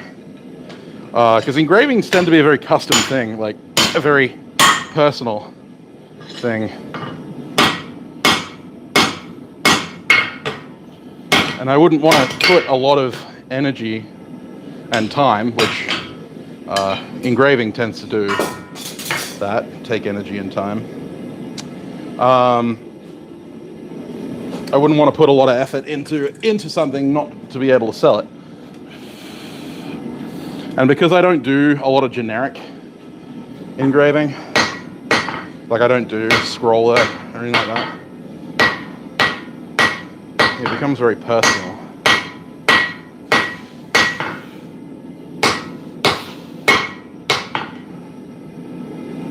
Remember, Sam, you have a pound of material to grind off this one. There you go. That is the second English cutlass hammer. So this one's not my customary design because the eye is a little further back than I would like. But that was a specific request of the customer, Francesco Mucci. So he'll be getting this one soon. This is more my size and style. Slightly larger back head. Almost a drink. Yeah. Could you electro etch? Yes, you could electro etch it. You could acid etch it. You could put a resist on and etch it in the many chemical and electrical ways possible. But that's not really my style. I am a traditionalist asshole at heart.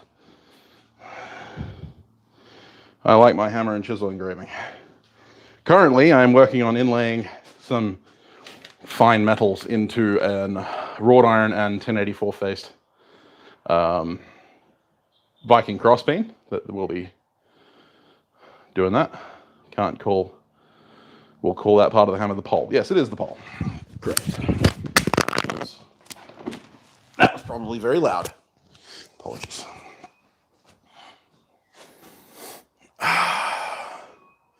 Sandby hand with a dragon on it. Oh, well, just chemically engrave it. Yeah. Send me a message when you want it. That's what my floor sounds like. Yeah, exactly. It sounds different in Australia, doesn't it? Hey, Caitlin. Yeah. Well, it's only been 2 hours. Not too bad. But I had 2 4-pound hammers to make, so. All right, Adam. Thank you very much for hanging out, mate. Appreciate it. Thanks very much. So yeah, oops, I'm gonna stick mine in the forge. Because if I don't anneal this bastard, I will never engrave it.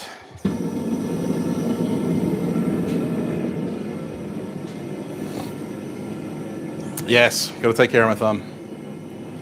Does forklift tine make drifts? Yeah, it makes decent drifts. The drift that I was using today, which is sitting in the water right now, is 4140, which is normally what forklift tine is. Should I have my special page done? Excellent. Need to accumulate more ash for annealing. You don't really need ash for annealing. If your forge cools slow enough, you can literally just heat it up to critical temperature and then just leave it to cool in the forge. Or buy some vermiculite. Lay a little cobble button is so much melted in. Yeah. Yeah, that's also a really good way to go. Yes, Caitlin is making me an OF. Doesn't vermiculite? Yeah, never mind. Yeah.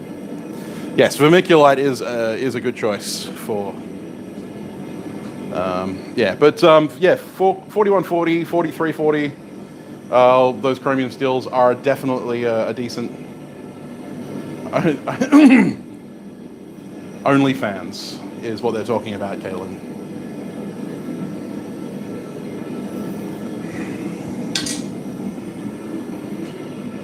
Perlite isn't as good as vermiculite. It's not as insulative because it's a little lower density. OnlyFans, yeah.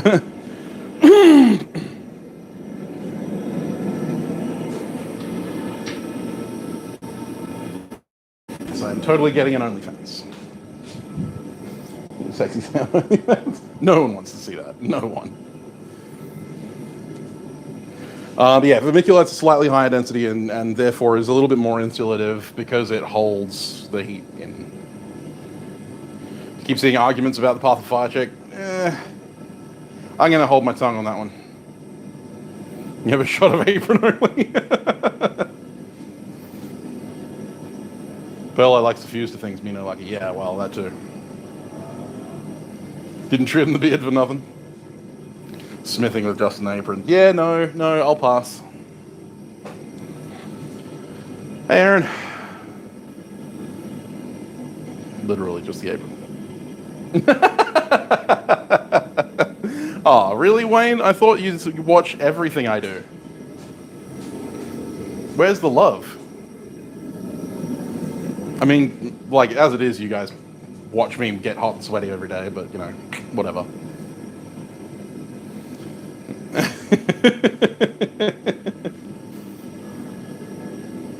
Short-term tank top, yeah.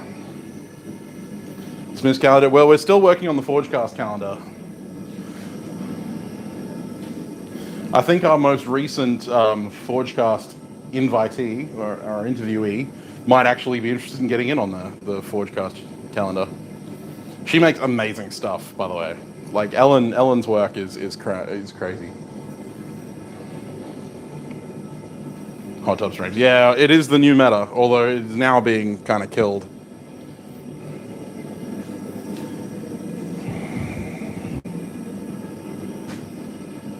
You watch it, but that sounds dangerous. Yeah, well, that's it. Mine was made for me by my wife. I actually have one coming for from Randy at some point. Newt's Leatherwork and Metalsmithy. I haven't heard from him in a couple of months, so I'm not sure where we're at on that one. But yes, this one that I wear in all of my streams was made for me by my wife because I'm way too freaking big for a normal apron. Actually, Randy did send me an apron, and it was too small. Like, he made it big, but it wasn't big enough because I'm big boy. Naked bacon? Yeah, no, don't do naked bacon or naked smithing. Ellen Durkin, yeah. Ellen, she's a fantastic smith. She's got a really interesting story because she actually won an award from Urbana, but then they refused to put her on the cover of the Urbana magazine because they're all old farts who have like the most prudish sense of themselves, which I think is stupid. But, you know, what can you do? Wacky bashy pointy things instead of some hot tub stream. Well, I mean, Jesse, the samurai carpenter, did a hot tub blacksmithing stream, basically. Well, he did a hot tub bit in the middle of a blacksmithing video. Yeah, Aaron. I was pissed for it too. Not just because of that, Caitlin. It's because of the stuff that she makes. Like Ellen makes.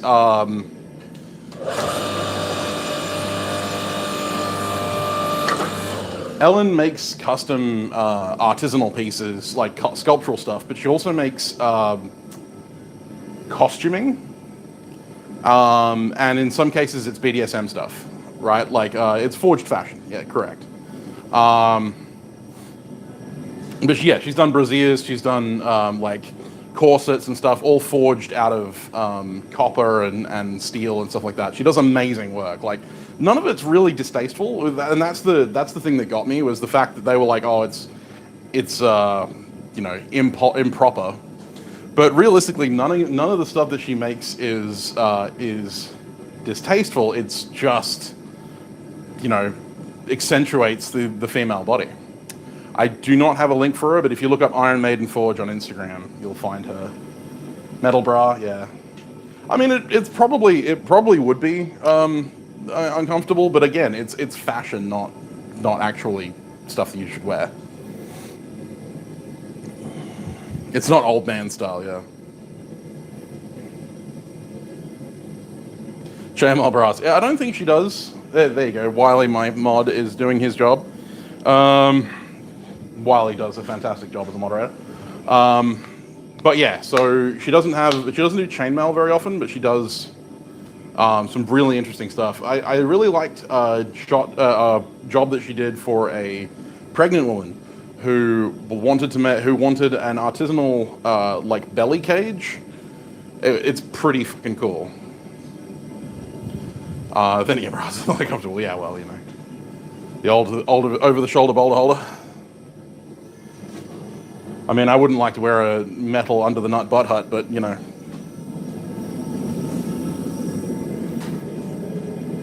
That's just me. Belly cage to keep the kid in, yeah, that's it. It was, yeah. And this is the thing, like, she's made stuff that's been walked down the catwalk at various fashion shows, like huge copper frills, like of Flemish lace, but in copper. She does like fantastic corsetry and stuff like that. She's great. Like, you know, she's just really artisanal. And at the end of the day, like, the same reason I wouldn't have a giant metal sculpture in the front of my yard is the same reason why I wouldn't purchase what Iron Maiden does, but that's not my thing. There are people who love that kind of stuff, and I can appreciate the artistry of it. Yeah, no, like, she's insane. The copper ruffles that she does are insane. Like, I don't understand. Like, I understand the principle, but whew, yeef. Yeah, I wouldn't even want to try. So anyway, that's annealing now, so that'll anneal for the next 4 or 5 hours while it cools down.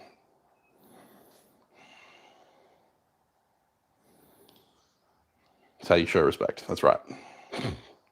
Good. Yeah, no, she's definitely worth following. And the thing is that she's a very skilled blacksmith. As much as that her stuff is cool, she is very skilled. And you can appreciate the skill and detail in her work without having to worry about whether or not you'd buy it. You know what I mean? Like, it's one of those things. There are a number of knife makers who I follow who I wouldn't own one of their knives purely because it's not my style. Like, there's guys that I follow that make tactical folders and stuff like that. Not my style, but I really appreciate the art and the level of detail. And sometimes I see little things in their work that I want to include in my work. And it's the same with Ellen's stuff. She does some sculptural stuff that I'm kind of like, oh, that's an interesting way to mortise a piece to another piece. And if you're doing blacksmithing work, it can be really useful to take inspiration from that kind of stuff. So yeah. Oh yeah, she's much more skilled than, yeah. Anyway, as a member of Maxwell.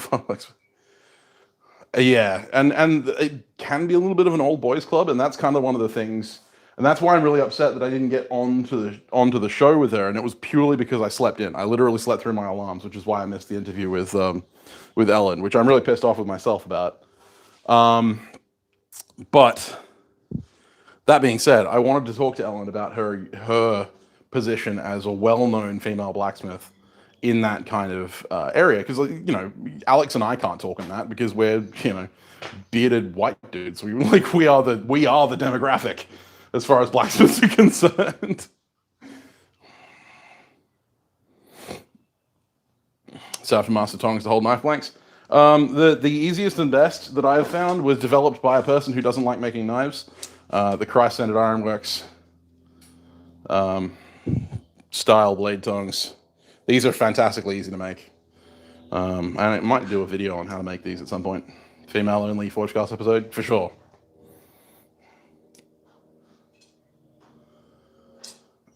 Oh man, yeah, I'm not going to get into it. I'm not getting into it. I'm not. Okay, you can stop bringing her up now.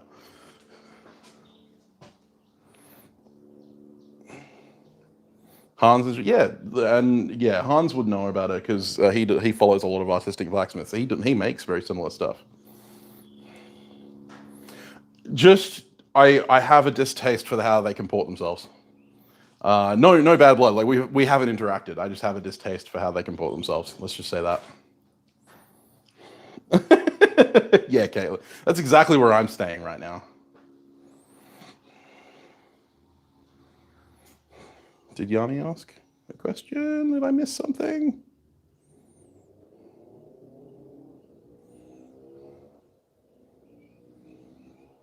No cod pieces. Yeah, no. There are reasonable arguments in the community about representation and traditionalism, stuff like that. There is a lot of like a lot of conversations to be had around that, and I think it's important that we do have those conversations. But there are some people who are taking it to an extreme, and I don't approve. That's like that's the end of it. Yeah. So it kind of brings up a subject which is really topical at the moment, but is also really hard to talk on, and that's the topic of prejudice. Yeah, prejudice comes in many forms, bigotry, that kind of thing, and there are a lot of places in which all of us need to improve. All of us need to kind of assess how we interact with other people and what that means for the. Did I miss a super chat? But yeah, so that none of us are perfect, and that's fine. But what we need to do is not partake in the things that we're trying to eradicate. And so, therefore, if you hate the fact, for instance, that someone doesn't take advice from you because you are a certain way, whether that be your sexuality or your gender or whatever, your color, anything like that, you don't then want to become that yourself in the opposite, because all that does is enforce the us versus them.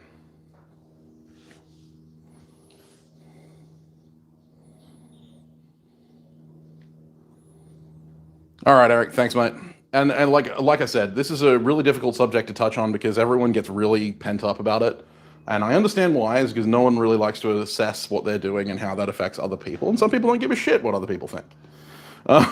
That's fair enough, but at the same time, yeah, I think that if we're going to have a conversation around the effect that bigotry and that kind of stuff has, if you're going to have that conversation and be an arbiter for that, you don't want to then basically partake in the same actions that you see.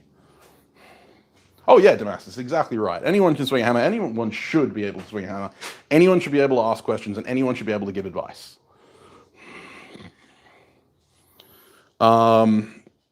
The person in question that we're talking about in loose terms, I have seen on multiple occasions refuse very good advice based purely on the person's gender, whilst also spruiking the idea that being judged for your gender is bad. And so therefore, I find that it's a little hypocritical. Yeah, for me, that just rubs me the wrong way. That's my biggest issue, my biggest gripe, but there are a few others. And those are mostly just, fucking aesthetic things. It's not reverse though. Like the thing is, I hate this idea of reverse anything. It's not reverse. It's just prejudice. Like that's the thing. Um, Prejudice, when met with prejudice, isn't reversed. It's literally just prejudice. Oh yeah, no, and Caitlin, like I totally understand that.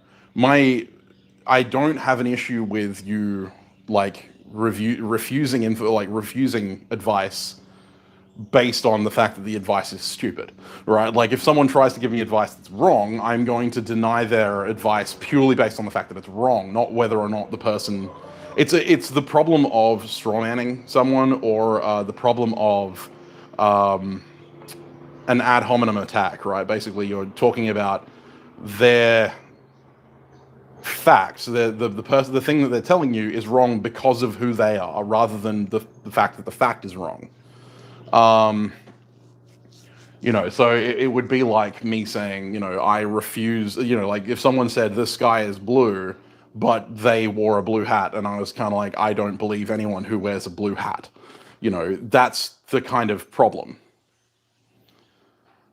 Yeah, she gets aggressive, and that's where a lot of my issues come from, and the fact that she will call out the fact that you know because you are a man, you therefore don't give me advice. And again, that tends to rub me the wrong way, because that is an ad hominem. That is me refusing to listen to your advice purely based on something that you have no control over. Thank you very much, Yami. That is a very cute corgi.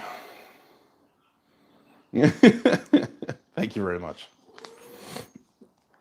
So yeah, it would be like me saying, I don't want to listen to Caitlin when she tries to give me advice purely because she's a woman, right? And in that instance, I would be fucking vilified, rightfully so. And yeah, the whole thumbnail thing and the fact, yeah, all that shit that she does, like whatever, make your bag, honey. If you can do it, if I could, I would, but I can't, so I don't. I mean, it bugs me purely because I don't want to see it. But the thing is that I'm not the target demographic. I'm not the target audience, so therefore I have no say in it.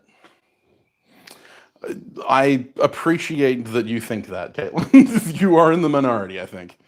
But yeah, no. At the end of the day, like as far as like showing off your body online and stuff like that. All right, Debug, I see you later. As far as that goes, hot tub streams and all that kind of stuff. As much as we like to joke about it, if it's making them money, let them do it. Because honestly, that's the whole thing. At the end of the day, you've got a market for it. If the market exists, let them go for it. Just because you yourself don't want to fill that market, or you yourself feel that you are getting overrun by that market, like, a lot of the guys that I see having an issue with it tend to be the guys that are like, oh, she's stealing my viewers. I'm like, but she's not, because those viewers aren't viewing you because you don't offer what she does. At the end of the day, you want to get her views. You need to do what she does in order to get those views. Sex sell has been the case for since humans existed. So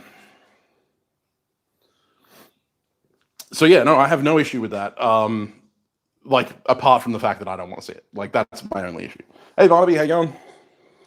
But yeah, so like that on that basis, I think that giving a crap on that basis is probably not.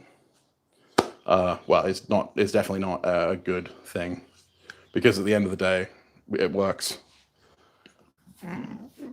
Yeah, if you want to get hot scale down your brassiere, go for it.